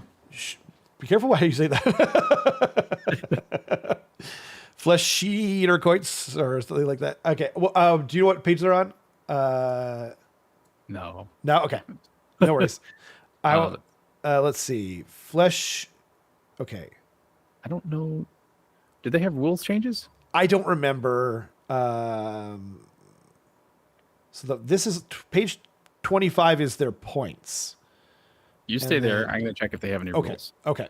Thank you. Because then won't waste both of our time. Waste everyone's time. Sad Volturnus noises. I know, dude. I love Volturnus so much. He's just cool. I'm kind of wondering though, what do you think, Alex? Like, I'm thinking more and more about like double Eidolon, like 1 storm, 1 sea might be like the way. Devin says Lords of the Manor. Yeah, that's true. Now you don't just get units back. It's on a 4-up, which is a weird change. That's not something I would have ever predicted. It's like, now we made it unreliable and everyone hates it because the person who plays against it feels like they always get it, and the person who plays with it feels like they always don't get it. Was that the only change? That's the only thing that Devin said. Oh, and you can't be in combat. Same thing though. I think that might be the only thing. Okay. Interesting. Yeah, then I guess we can look at the that is a big change. Right. It's to their recursion. And you said it's page 25 for their 25, yeah. Should we just go in order? For the points changes? Yeah. I guess there's not a lot there. We can just go over them all. Sure. Yeah. So Cardinal plus 10. That's fine. I actually feel like they just didn't need to change this, to be honest. Like, I don't see him that often, so I think it was kind of weird. I'm kind of excited about the Abhorrent Ghoul King on Terrorgeist and Zombie Dragons going down 20 points. They're fun units, and like, I think that they're like the War Scroll is fine. Other than, you know what, it doesn't matter. But like, I think that they're fine. So it's like a unit that like I think could be good, because like it's not hard. They're mobile. They're more mobile than any of the other abhorrent anythings where you were trying to get up to 6 points, or any of the other heroes. They're just more mobile, right? And they fly, and they're on a 130. So it's like they're a good source of getting NDP by combat attacks. You know what I mean? They're somewhat survivable. They're not great because they're on a 4-up. So I really think it's a matter of points. And I wonder if like 320, it might be the right answer. You know? I'm curious. The Gore Warden, I feel like should go down another 10. I just never see him, and like he's also like an opportunity cost. Like if you're taking a Gore Warden, then that means you're not taking, name another key unit. You know what I mean? Like you're not taking a Battlescroll Herald, or you're not taking an Archregent, or you're not just taking one of these other things that's like really key. You know what I mean? So I would like to have seen him gone down a little more. Honestly, I think you could put down everyone a little bit more. The Battlescroll Herald change is good. Like he's just like slightly too good. I think 10 points is like the perfect amount. The only thing that like really matters in this army is arguably Usharan, because he's like in every list. He is kind of like, I mean, the model's just so freaking rad that like I don't want them to point him out. I don't even want them to get close to that. Like if he's just slightly too good, I think that's fine, because the one model doesn't make an army, unless you're Bellicor. Just kidding. Anyway, but Morbeg Knights is really where they needed to make a change, and yeah. I think it's the perfect change. I think like 20 points more, so you're paying 40 more points per pack of 6.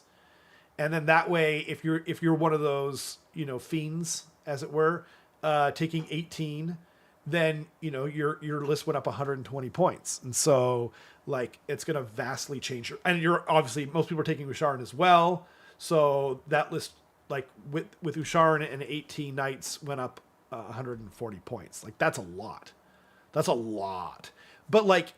it does go back to what you said about like you don't want an army to be 70% of, like you don't want any one unit to be 70% of a list on average. And so, yeah. Like even if everyone's taking 2 6-packs of Morbeg still, I think that's fine.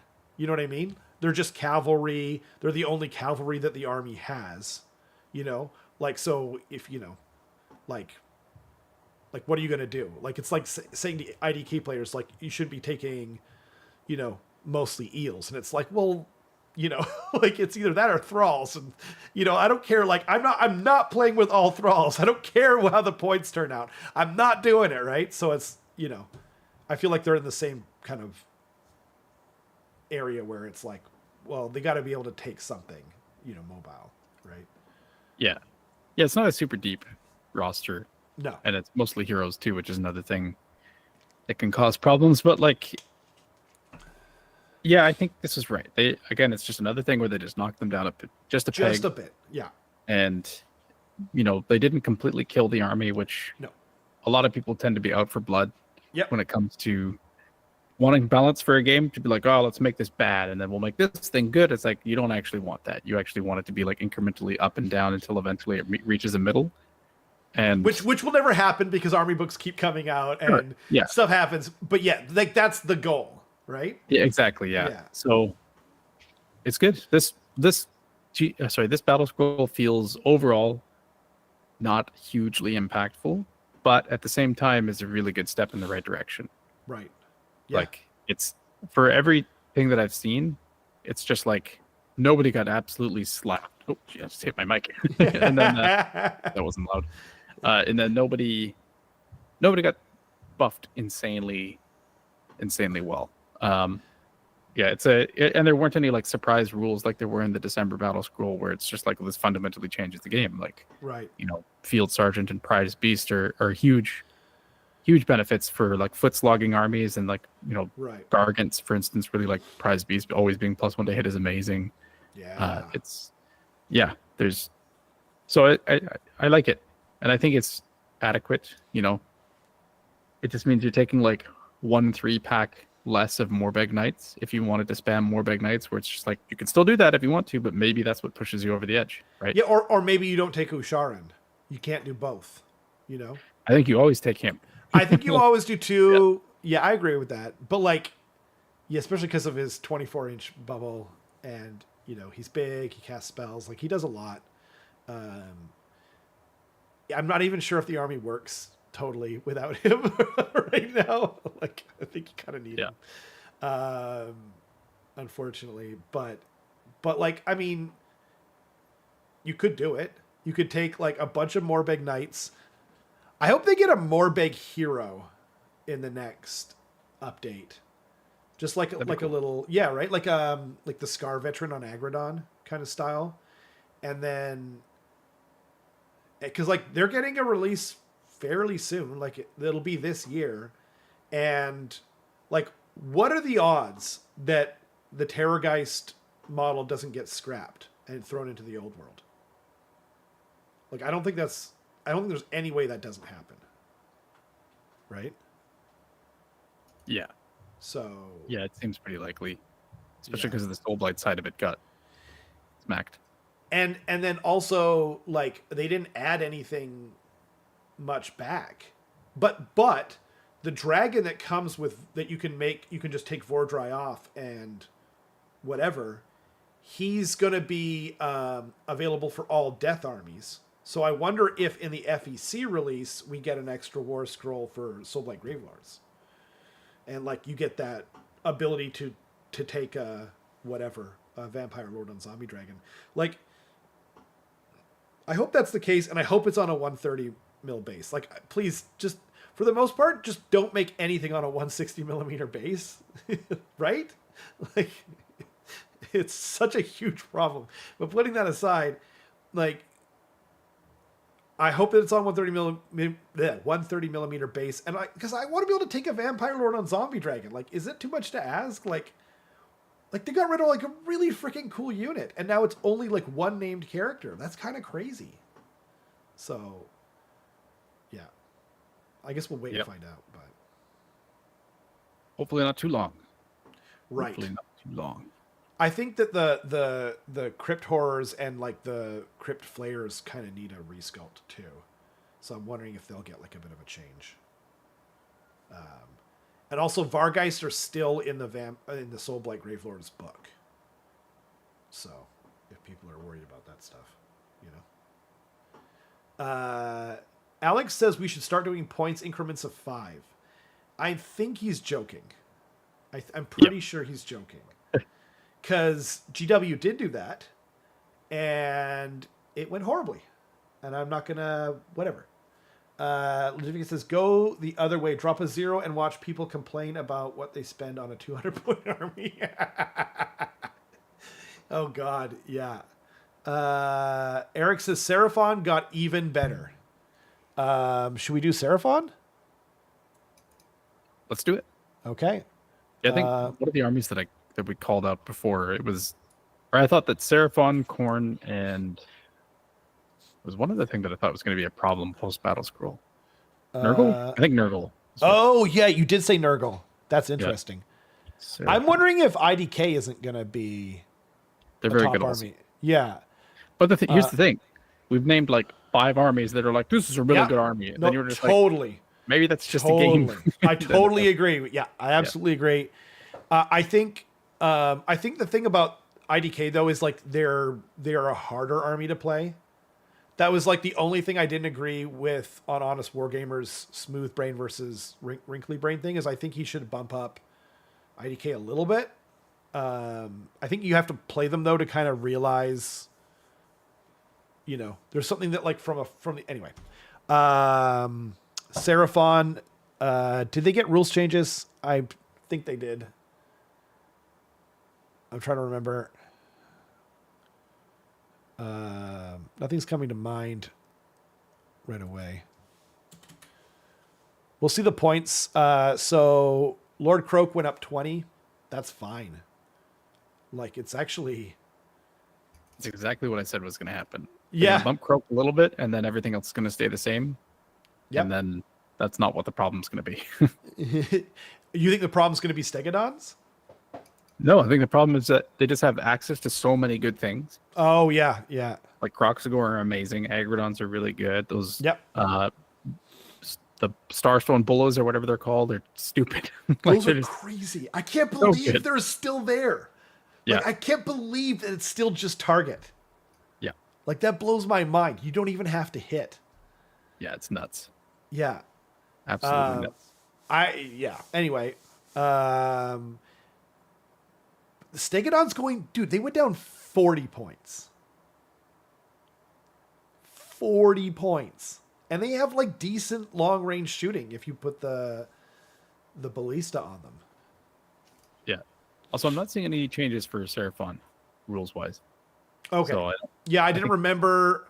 I thought there was something, but like once we go live, I don't.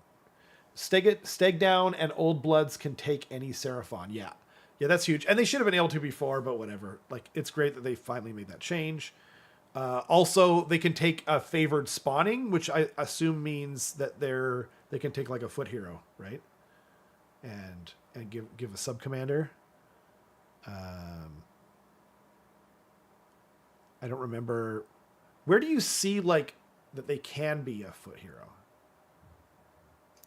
That's in the notes, I think. Oh, okay. This year can join Lord Croak or Aslan's Star Master's regiment, so that.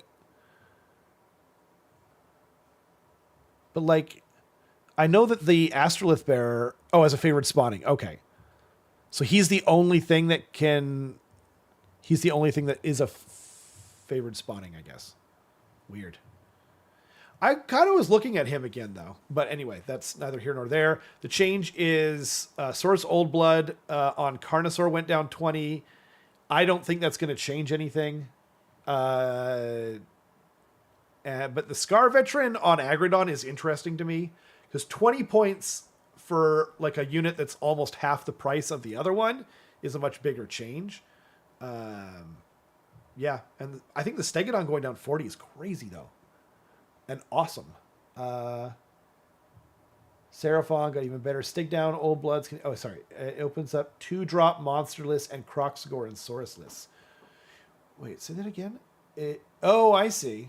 Okay. Interesting. Ooh, that's good. That's going to be a good time. Yeah, hopefully we see more like Saurus stuff. Alex says, tell us how much you like the Ogre change. Carbson. It is very good. I've been savoring it, in fact. Okay, yeah. Almost like you would, I don't know, like a meat, perhaps. Carson? Yeah, some sort of tender steak. Yeah. We can talk about that after Seraphon. I think, honestly, we're done. The main thing with Seraphon is that they got some buffs, and they got buffed by default, essentially, by other people kind of being taken down a peg and them staying the same. Right. So, which again is what I thought was going to happen. Like, they'll stay mostly the same, maybe get a couple things. And then people like still remember Croak from like AOS 2 and then 3. So I actually thought people were going to be out for blood so much that they would just buckle to it. I'm glad to see that they didn't, personally. And I was just most recently on the receiving end of the Lord Croaking of a lifetime, and I still like this change. I think it's good. Makes the Old Bloods interesting. I mean, that was one of the things that we talked about last week. But I don't know. I'm not sure that they do enough, like outside of that, like 270 points. I don't know. Yeah, maybe. I kind of still like the Scar Veteran more, but yeah. Shall we talk about Ogre Mawtribes? Yes. Now, did they get any rules changes? No. So straight to page 33. Profile stuff, yeah. And list building. Yeah, this is huge. Like, that really is the main star of the show, huh? Yeah, we'll cut straight to it. This is literally what you asked for, by the way. It is. It's 100%. Exactly what you asked for. It's so big. Slaughtermaster Firebelly Butcher can now take Noblars, which is massive. Like, there's no reason to take the stupid Tyrant anymore. It's dead. We can finally put it on the shelf. I took it for one tournament, and every time I thought, I was like, oh, this guy's pretty good. It's just the artifact and heroic trait that I gave him that he was using. And I was like, oh, turns out it's not him. It's just right. Anyone can be good with that. But yeah, this is really great because a lot of lists want to take a Butcher and a Slaughtermaster. Right. And because you can take screens with those now too, you don't have to take... it's still not a terrible idea to take a Frostlord on Stonehorn, but you don't have to take him or a Tyrant to have screens. And one of the fundamental issues with with ogres is that everything you have is paper thin, right? Or it's a lot of wounds, but everything you have is going to be just like really it'll fall over to another hammer, essentially. You can't trade wall and you need screens.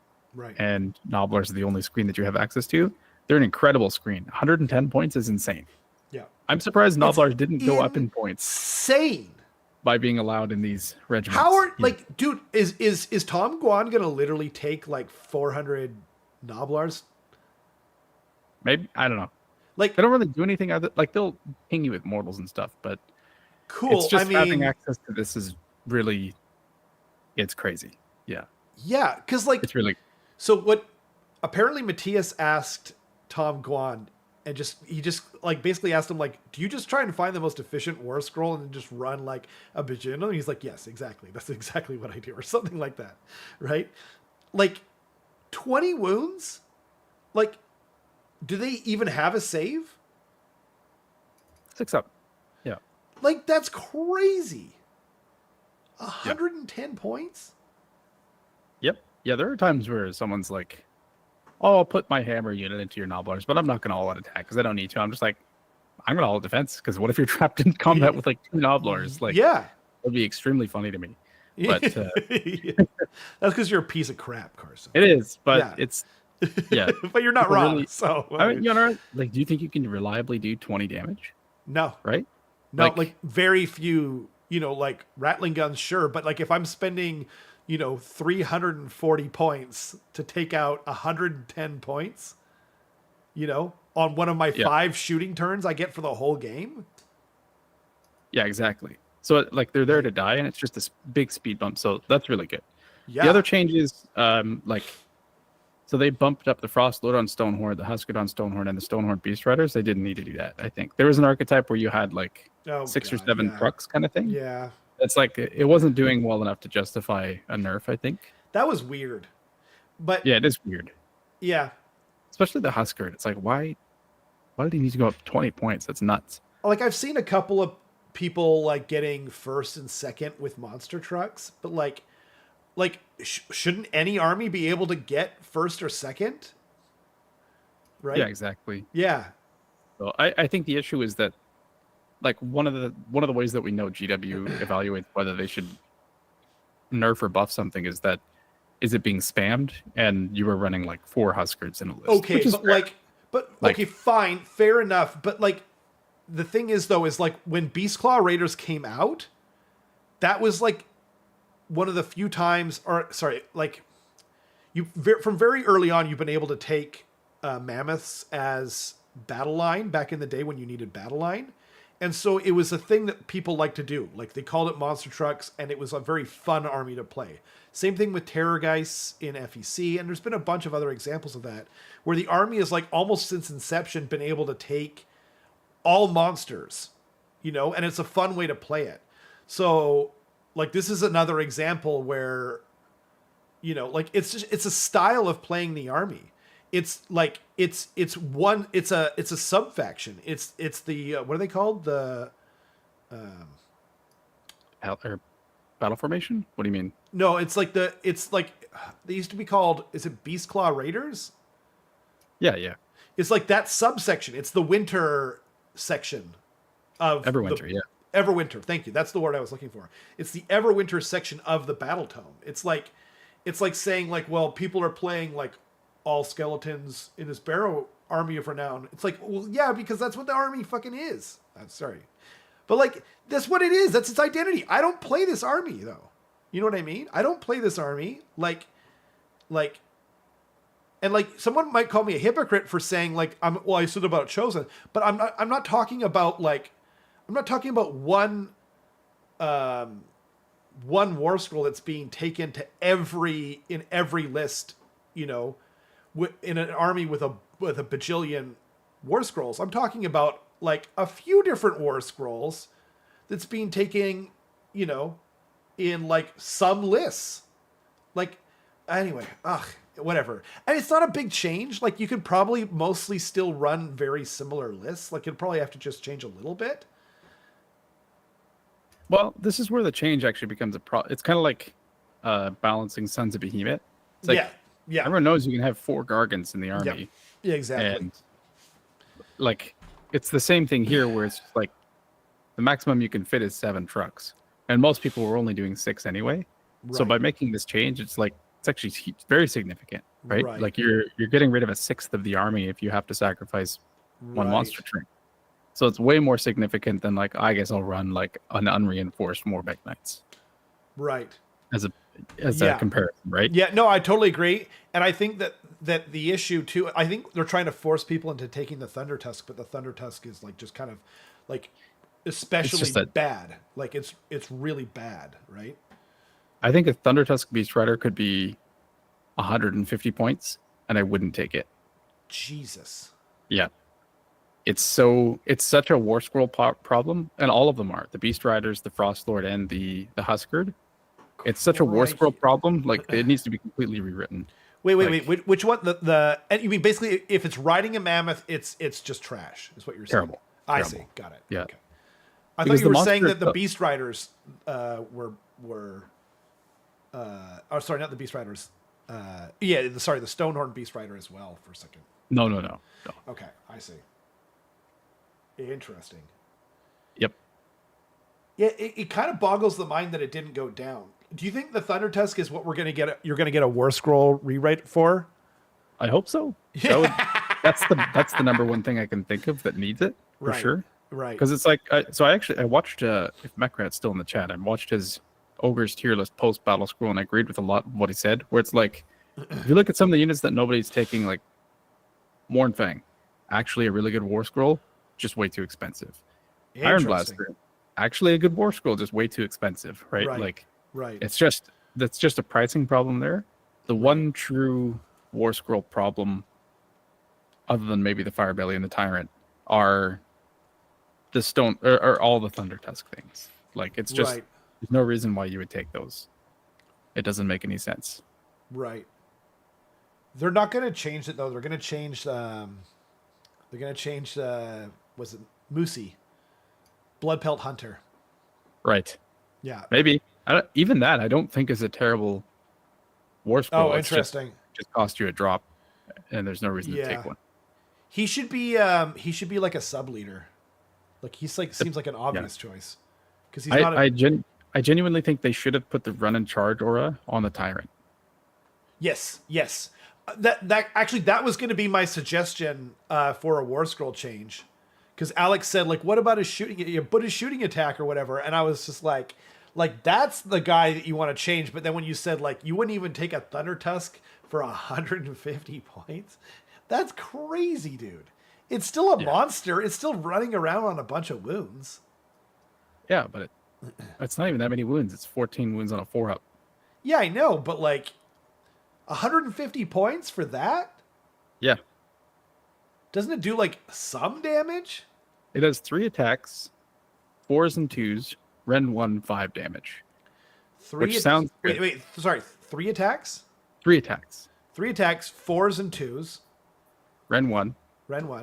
5 damage. 5 damage. Crikey. I know. That's the thing, is I think that GW keeps being like, look, it says 5 damage. You're like, like it's so unreliable. Yeah, it's only 3 attacks, I think you just And it's said. Ren 1, right? Like, yeah, Ren 1, like Ren 2, then you could be like, okay, but you can all out attack it. Yeah. And then that's pretty reliable. But yeah, no, I hear you. I mean, wait, and then you got the Ogre attacks. So, but it's not reliably killing. Oh, they're just punches and kicks. 20 Noblars. Yeah, fair enough. They're no Ren 1 damage, right? Like it's I see. Nothing. And the shooting attack, I think, is 2 shots, and it's hitting on 4s as well. It's like, what are we doing here? Yeah, like, that's crazy. This is crazy. Stop.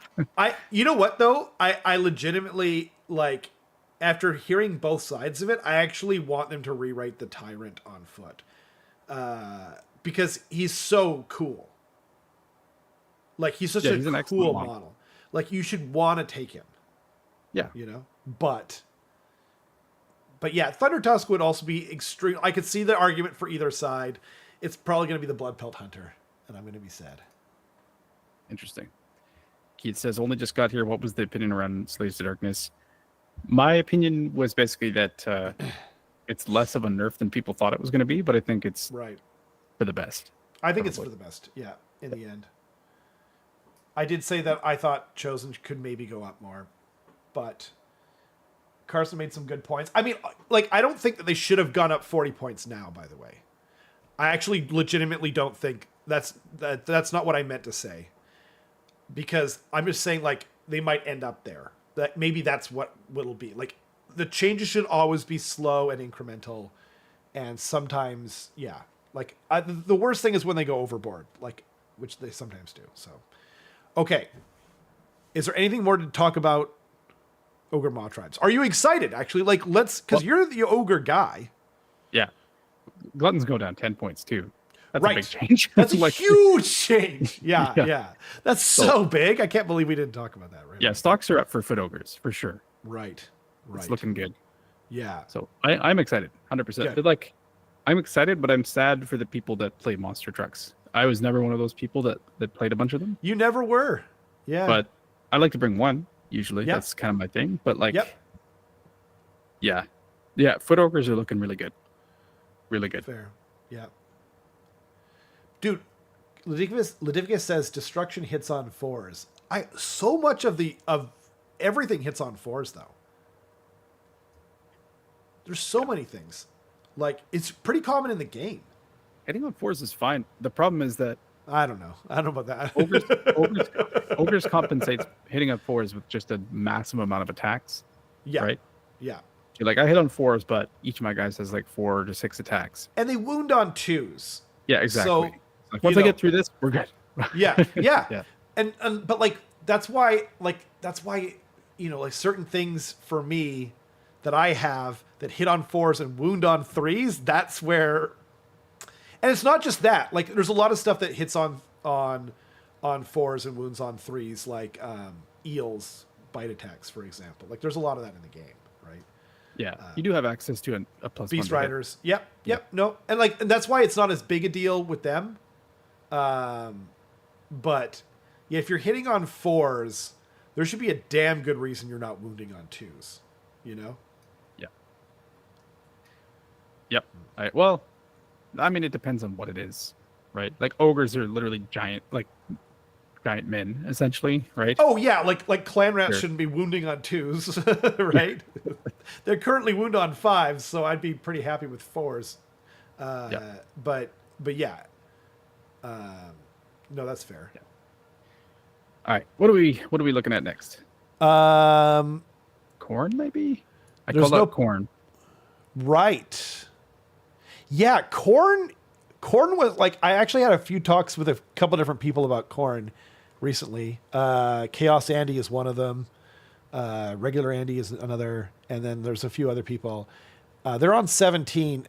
You were saying that you thought corn should be nerfed, and you didn't think they were going to catch it in time, and I think history has now proven you right. Yes. Yeah, they touched a few things. Like the specific things that I mentioned, like the mortals, did technically go up, but it's not enough for it to be impactful. No. So, still a problem, I think. Still a problem, and like stuff like blood crushers, they went down. Yeah. You know, and but like it doesn't matter. No, it doesn't. Exactly. Yeah. And that's kind of it. Like, corn just got like a little bit of a light tap, but yeah, I think we're still gonna see a lot of problems with like Seraphon are going to be a major issue. Corn are still going to be a major issue, and I think Nurgle will be as well. Like, I think that. Let's look at Nurgle real quick here. Sure. Now you are predicting Nurgle like outside of any positive changes, and they actually got a lot of positive changes here. Yeah. Like you were saying, I think they're going to be a problem as they sit right now because these other things are going down, and they are by default going to go up. And then we got minus 20 points on Lord of Afflictions, plus 10 for Lord of Blights, which who cares? Like, that's one hero. And People then fair, but then minus 10. I mean, like the same is true like for the Lord of Plagues, minus 10. It balances each other out mostly, really, right? Orgod's Demon Spew, though, was being taken as well, and him going down 20 points is kind of big in a way. Roddick is 30. I don't know if that matters as much. I haven't seen him personally, so I don't think that matters personally. But Beast of Nurgle going down and Puscoil Blightlord's going down 30. Like, what? That's crazy. So, yeah, like this is like, and you know, we're supposedly in a 3+ save meta, and this is mostly 3+ save army with a 5+ ward for the whole army. Ugh. I think you might be right. And that would be really interesting if you called this one that far in advance, like outside of changes.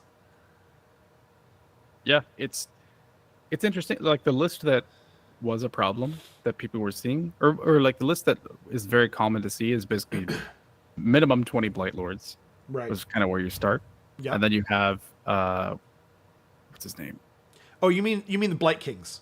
Blight Kings, sorry. Yeah. Minimum 20 Blight. Yeah. I was like Blightlords. I was like, I don't think that fits.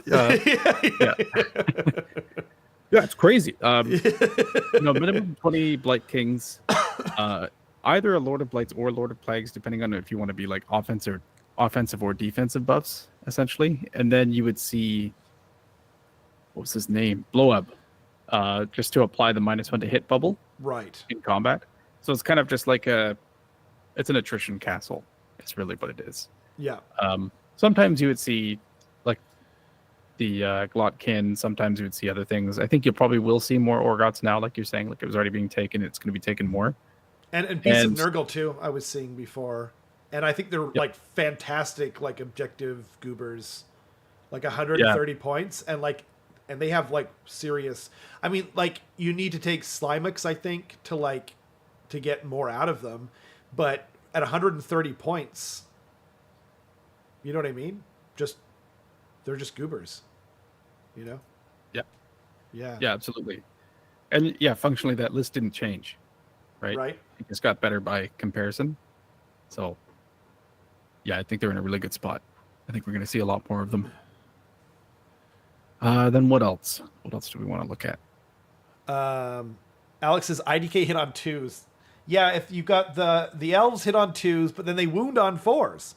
And that's only hitting on 2s if you have the man, the myth, the legend, Volturnos nearby, or another Achillean king. Or you spend a CP. I guess that you can have them wounding on 3s with the aspect of the storm. But there's a bunch of, opportunity, etc. costs. Yeah. Yeah, Idneth is almost nothing changed. Like, Volturnos got cheaper. Yep. The Shark got cheaper. The Shark, though, is still, I'm not taking that. Like, I literally only took it just to take it in that list. Yeah. Like, there's so... We'll take, one. It's neat. It is neat because, if you're worried about certain things like Varangard, you know what I mean? You could have them -2 rend against them and then possibly take away from their dice. But, their save is so good. You know what I mean? I don't know. I don't know, man. But... Yeah. Yeah. Yep, that's fair. And then the turtle went up 10, which is sure. You only ever take one of those anyway, so it's just fine. It's not a big deal. If you do take one at all. Yeah. Yeah, I mean, who's... I think it screwed over the list with 3 of them, and it's okay. But sure. who? Not many people were doing that, and I don't think anyone was winning with that either. So. No, I don't think so. Yeah. Don't think so. One army that I think got hit hard that didn't deserve it was Fire Slayers. Interesting. Yeah. Fire Slayers, we saw that they were doing well. Some very good players were doing quite well with them. They're page 6. Thank you. This is a rules. I don't think they had rules changes. This is mostly a points change thing. But if you look at one of the big thing with Fire Slayers is they just have a ton of units, right? So you might look at these changes and say okay, they're up 10 points, up 20 points, that kind of thing. Not a huge deal.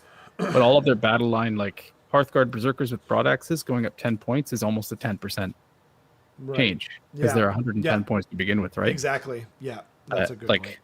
Berserkers with Sling Shields up 10 points, Flame Seekers up 10 points, which is they were incredibly efficient already. Right.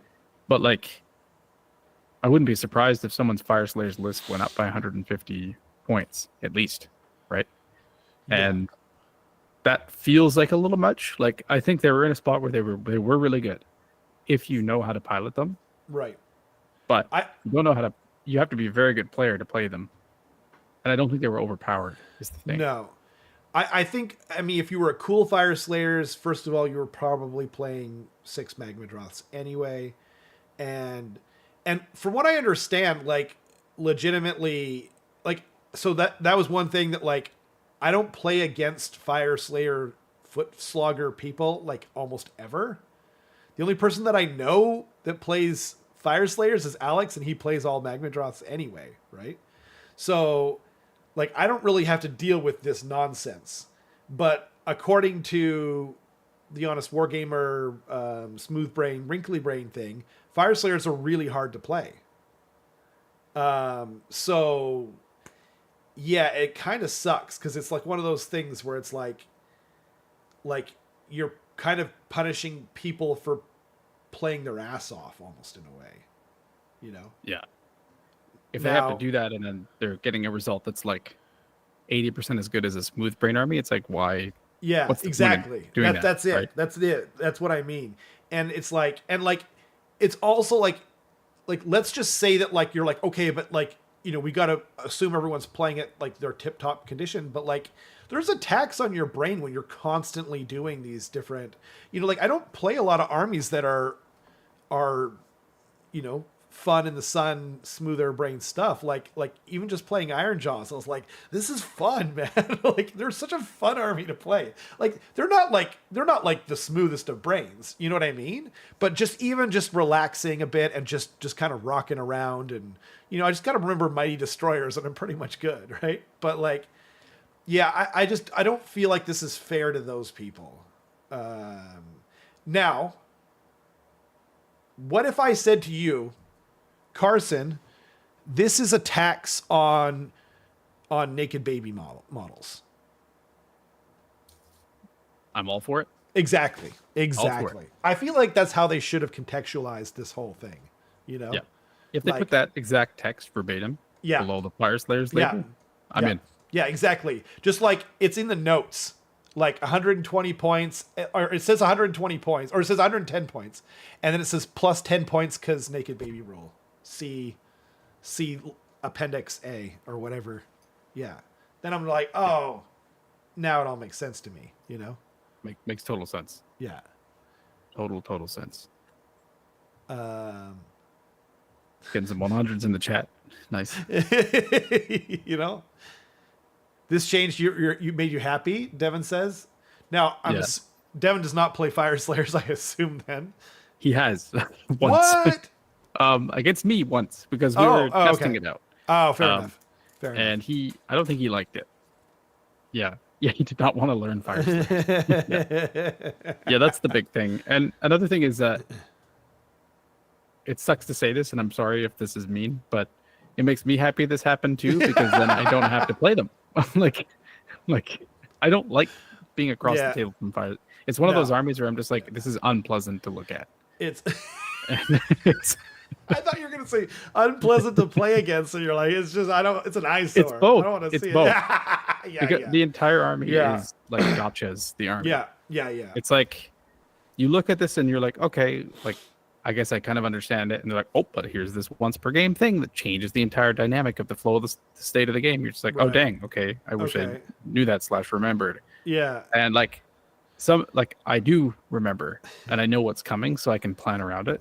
Right. But if you're a new player playing against it, not only would it be visually awful to look at, but your opponent would just be pulling random rules out of their ass like every single turn. And you're like, what's next? Just tell me what you're gonna do. Like, yeah, that's true. So, yeah, I kind of had like the same. Now, like, bear with me, but I kind of had the same experience playing against KO. And like I said this to everyone, Roman is one of my favorite people to play against. He's a fantastic teacher of new games. Like, he taught me how to play Star Wars Legion. He's a great guy. He's a great opponent. Very strict on the rules about himself, everything else, right? But like, and again, also I should frame it in by the fact that we were also playing we were playing not a 2,000 point game. We were playing an 800 point slow grow, right? And there was a point in the game where he charged in with the Bubble Boys and a boat. And then because he could power through, he could also still remove the Bubble Boys from play. So he got to go in there, like F up all my stuff, and then still leave. And then, so like he like basically then like he killed like all the things. And so then I was left with like my Maw Crusher that could do anything. But then luckily he didn't, if he had redeployed them in front, then my Maw Crusher would have gone up and I would have been outside of 3 of them. So I would have been 9 inches away, right? Because they have to be wholly inside of 6 inches and I have to be 3 inches away from them. And then he just redeploys 1 inch and then suddenly I'm 10 inches away from everything and I don't make my charge. And then like nothing ever happens for the rest of the game. I don't ever get to do anything against him for the rest of the game, right? Now, the fun thing with Iron Jaws, go ahead, finish your thought though. So like, I don't know. I guess my thought is screw KO is what I'm ultimately coming down with. It's just more like I love Roman and I don't like playing against KO. It's like a constant like feeling of like, but what? Why? Like, why do you get to do that? Like, they just fundamentally need to redesign KO. They need to come up with a plan. Like IDK from the beginning have had this awesome thematic thing, and it's mostly been a points issue and whatnot. Like there's been a bunch of armies where it's just like, yeah, you nailed it, you hit it out of the park, and that's why they just like never change their rules. You know what I mean? And KO, they keep swinging and they keep freaking missing. And KO players don't like to play the army, and no one likes to play against them. Figure it out, GW. I don't know. There's another rant that just came out of me all of a sudden. Like, I don't even know where I was going with it. We were talking about Fire Slayers. Fire Slayers are KO are like a cool looking army, at least. They look great. Yeah. I was going to say Iron Jaws is capable of dealing with KO because of the Swamp Endless spell. Right. Because you pop it down. Yes. Yeah. And you can't use run abilities within 6 inches of it, which means you can't redeploy. Right. That's true. So you need a caster. Yeah. And you need to be in range with that. Like it doesn't work in our slow grow. Yeah. Per se, but yeah, that's true. That's a good point. But it's still one of those. Yeah, there's some stuff in this game where it's just like this feels bad for both sides. Keith, like this is my first true smooth brain army. Like, I can't think of another game. Like, I originally got into Cruel Boys. I was like, well, they're orcs, so they're probably going to be kind of smooth and, like, fun to play. And then Cruel Boys turned out to be, like, way more wrinkly than, like, most of the other armies that I play. But, like, as someone who never really got to play a smoother-brained army, I don't know enough about Iron Jaws. I'm not saying they're smooth-brained. I'm just saying they're smoother, for sure. They're way smoother than what I'm used to, because I'm mostly used to, like, you know, Skaven and IDK and that kind of thing. What a great feeling. You know what I mean? It's like, okay, I'm going to digress a little bit here, super quick, okay? By the way, was that you that messaged me earlier? Is there something I need to see? Nope. On Facebook? Nope. Okay. Oh, Eric messaged me. I can't, I'm shuddering to think what he's going to say to me about whatever I said about Seraphon. Anyway, the feeling of playing Iron Jaws. So I actually went, a lot of people don't know this, but I went like 20 years without eating real cheese. I was eating no milk products of any kind because I was severely allergic to them, right? And then, like 20 years of no eating any cheese, ice cream, any real milk products of any kind. I went to Triple O's and I said to them, please don't put any milk on it or any cheese because I am allergic. And then they did anyway. And then I took my meal home and I opened it up. And of course, there was this huge slab of cheddar on there. And I was like, well, I know your allergies change every 8 years. Like you investigate them every year because every cell in your body changes every 8 years, right? So it's worth investigating that. So I was like, I'm going to take a bite of real cheese for the first time in 20 years. And that, yeah, I went 20 years of no pizza. Or wait, 1 second. Maybe it was 19 years for pizza. It started in 2005. So it's been 20 years since I got my gastro disorder, and it started at the same time. But actually, no, I did have cheese at A&W after my gastroenterologist told me I could, and then I couldn't. So that was probably like 2007. So yeah, I guess it was about 18 years or so, roughly. Anyway, when you take a bite of real cheese after not eating it for 18 years, it hits like cocaine. It's insane. Like, I'm not joking. Like, that was a wholly unique experience for me. Like it was amazing. It took my breath away. It was so good. And then, because like, honestly, like I can still eat like fake cheese, and it's actually not that big a deal. But that first hit, you know, the first time I had a real ice cream or whatever, oh my God, that's kind of what it felt like to play Iron Jaws. You know? That was like it's not quite on the same level, but it felt damn good. Iron Jaws is super fun. Yeah. Keith, I'm a Skaven player, okay? A little powdered warpstone never hurt anyone, okay?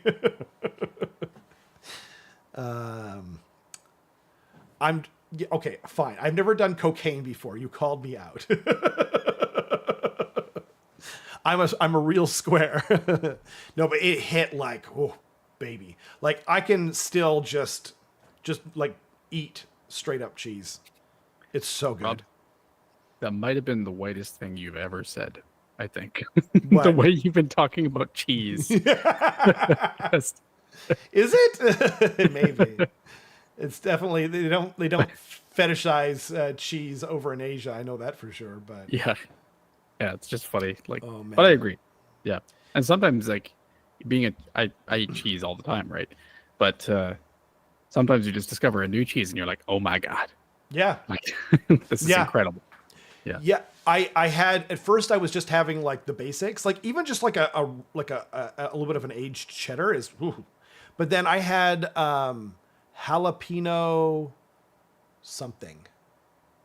I forget what it was. Havarti, I want to say. And whoa, that was very good. Very, very good. Yeah. Upsetting food snobs. My favorite cheese is tasty cheese. I don't know what that is, Keith. That might be like that's probably like our, what's it called? Diamondback cheddar or something like equivalent.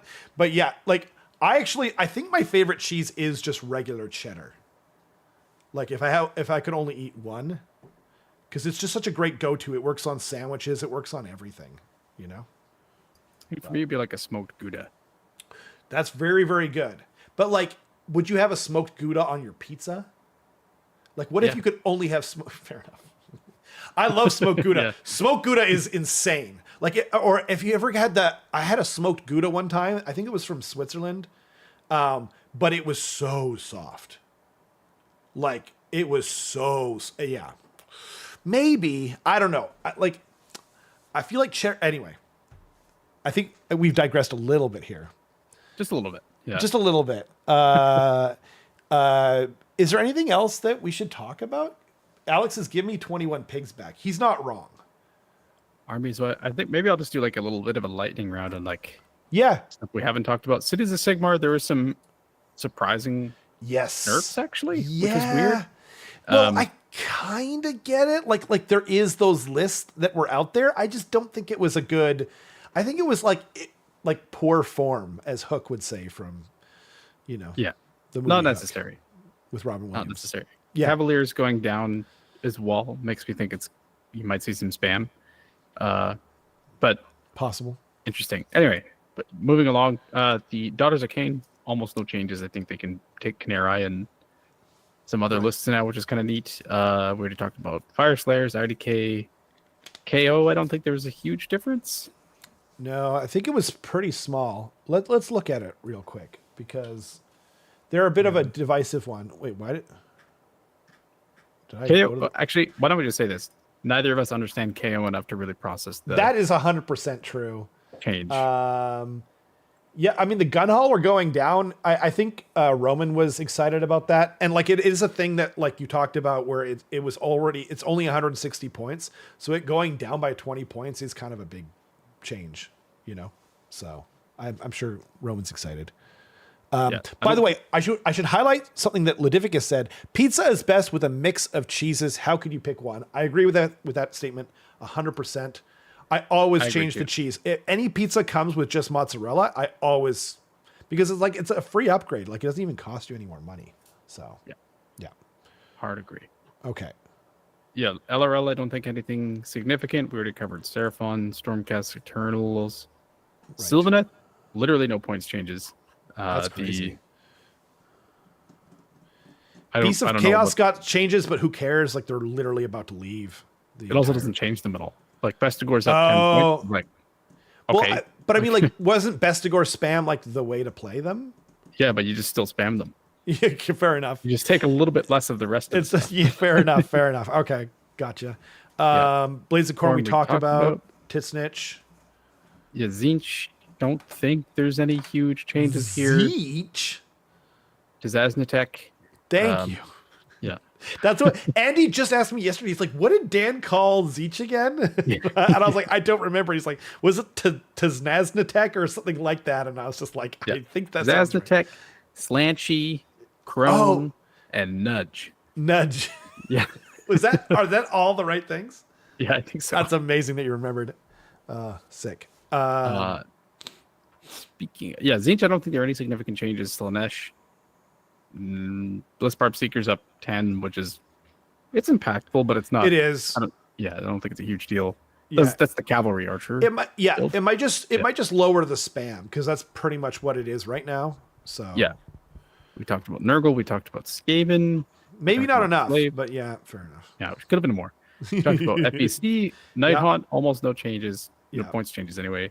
OBR did have some changes, and now you can fit 40 Cavalos Death Riders and Arc in the Black into a 1-drop. So I'll have fun with that. Damn. That's crazy. Kind of silly, yeah. Gothazar Harvester going down 30 seems impactful. Possibly. Yeah. It's a monster. It has like a rampage of some kind, presumably. Yep. Soulblight, they're changing it anyway. They're getting a whole new book, yeah. Bone Splitters, literally no changes. Gits. Yeah. Iron Jaws. No points changes whatsoever. Well, they just got. Oh, that's right. Though, actually, no. This is actually a big change. The Tusk boss on Magrunta can now take a head stompa. That's huge because, like before, you either had to pick a terrible war scroll in the mega boss on foot, or you had to pick like a 360 point mega boss on Makrusha in general. And like I already wanted to take like some Magruntas, so this is actually like a big deal to me. Now I can put Zoggy or an Ardboy big boss. So that actually hugely impacted even my slow grow campaign. So I was super excited about that. Yeah, that is a big change for sure. Cruel Boys, what the hell? I don't know, man. I don't. It's... Like, why didn't they get way more than this? This is crazy. Like, I don't get this. Cheese is a good topic. Hannah you've never been more right. And she's usually right. Like, Skaven fan, all the good stuff. Just tuned in. What are we talking about? We're talking about the balance updates in a very uncoordinated manner. Well, we might have been talking about cheese when you tuned in, actually. Okay, Roman playing KO is why I'm being told to play KO for an event. Sounds right. I think Cruel Boys should have gotten like some actual proper changes. I don't understand this, to be honest. Yeah. Rules changes is the big thing for them. Yeah, rules changes. And like, honestly, like they're one of the few armies where I think they might need a little bit of both, to be honest. Because like, it's pretty rough out there. I kind of stopped playing them, but like once I got a hit of Iron Jaws, I was not looking back. Ogres we talked about. Sons of Behemat, they did get some actual impactful changes. I don't know enough about them to like talk about, but King Broad going up 20 and the Kraken Eater going down 20. Like I heard a lot of people say that like a lot of people are taking one Kraken Eater and King Broad anyway, but so like this kind of wipes each other out. But I think the more important thing is like, well, but what about the people who are taking King Broad and what do you call it? Like name another thing here. Like, you know what I mean? Like 2 Gatebreakers and whatever. Like, I think this does actually, I think it does matter more than like maybe some people are suggesting. I think the Kraken Eater has the coolest name. I just think it has the lamest rules. So, yeah. And probably the worst model. Anyway. Oh, is that everything? Yeah. That's it. Yep. Sick. Yeah. Some of the regiments of renown went down by quite a bit. A lot of people were looking at the, Stumblefoot Gargant going down 40 points is pretty crazy. If you're in like a super high drop list, it could be an interesting pick. Just because it's actually got some tech there. Neat. But my money's on Bundo. Yep. Always Bundo Whalebiter. Every time. What? I didn't understand anything you just said. It's a joke. It's the one Mega Gargant you can take as the as a mercenary. Yeah. Oh, cool. What's his name? Bundo?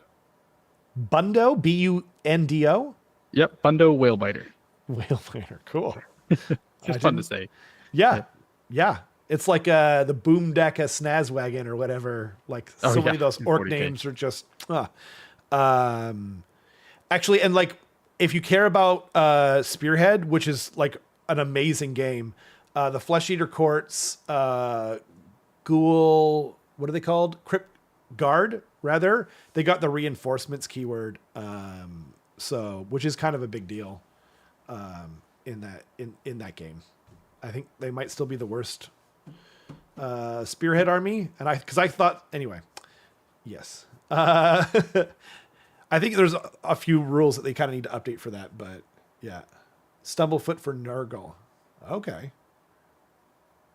do you play Nurgle as well, Anna?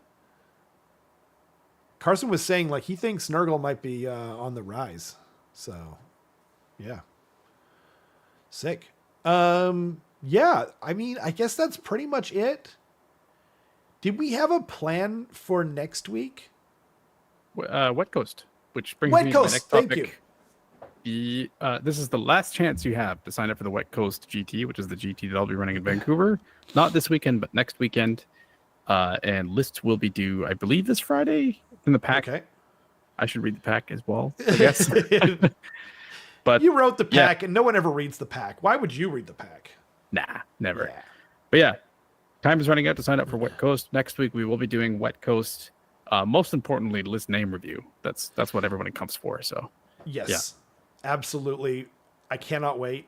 It's funny that I forgot about it, but I was like, I know that there's something that we're planning for next week. Yeah, that's huge. It's like a lot of people. Carson and Eric ran it last year, and you guys are doing it again, and it's going to be great. I'm sorry if everyone can hear that. Why Friday? So yeah, I would, if you can possibly make it. 11 armies, that's a lot, Hannah. If you could possibly make it to Wet Coast, I would highly recommend it. Dom is making a very kind and yes, interesting. Is you trying to do? I'm getting there. Yeah. Oh yeah. Thanks again, Dom, for the kind donation. Wet. He said it. I would, if you could possibly make it to Wet Coast, would highly recommend it. Thank you so much to everyone for hanging out. Really enjoyed it. Thank you for listening to my rant and my TED Talk, both of them. Anything before we go, Carson? Nope. Thanks for watching. See you guys next week.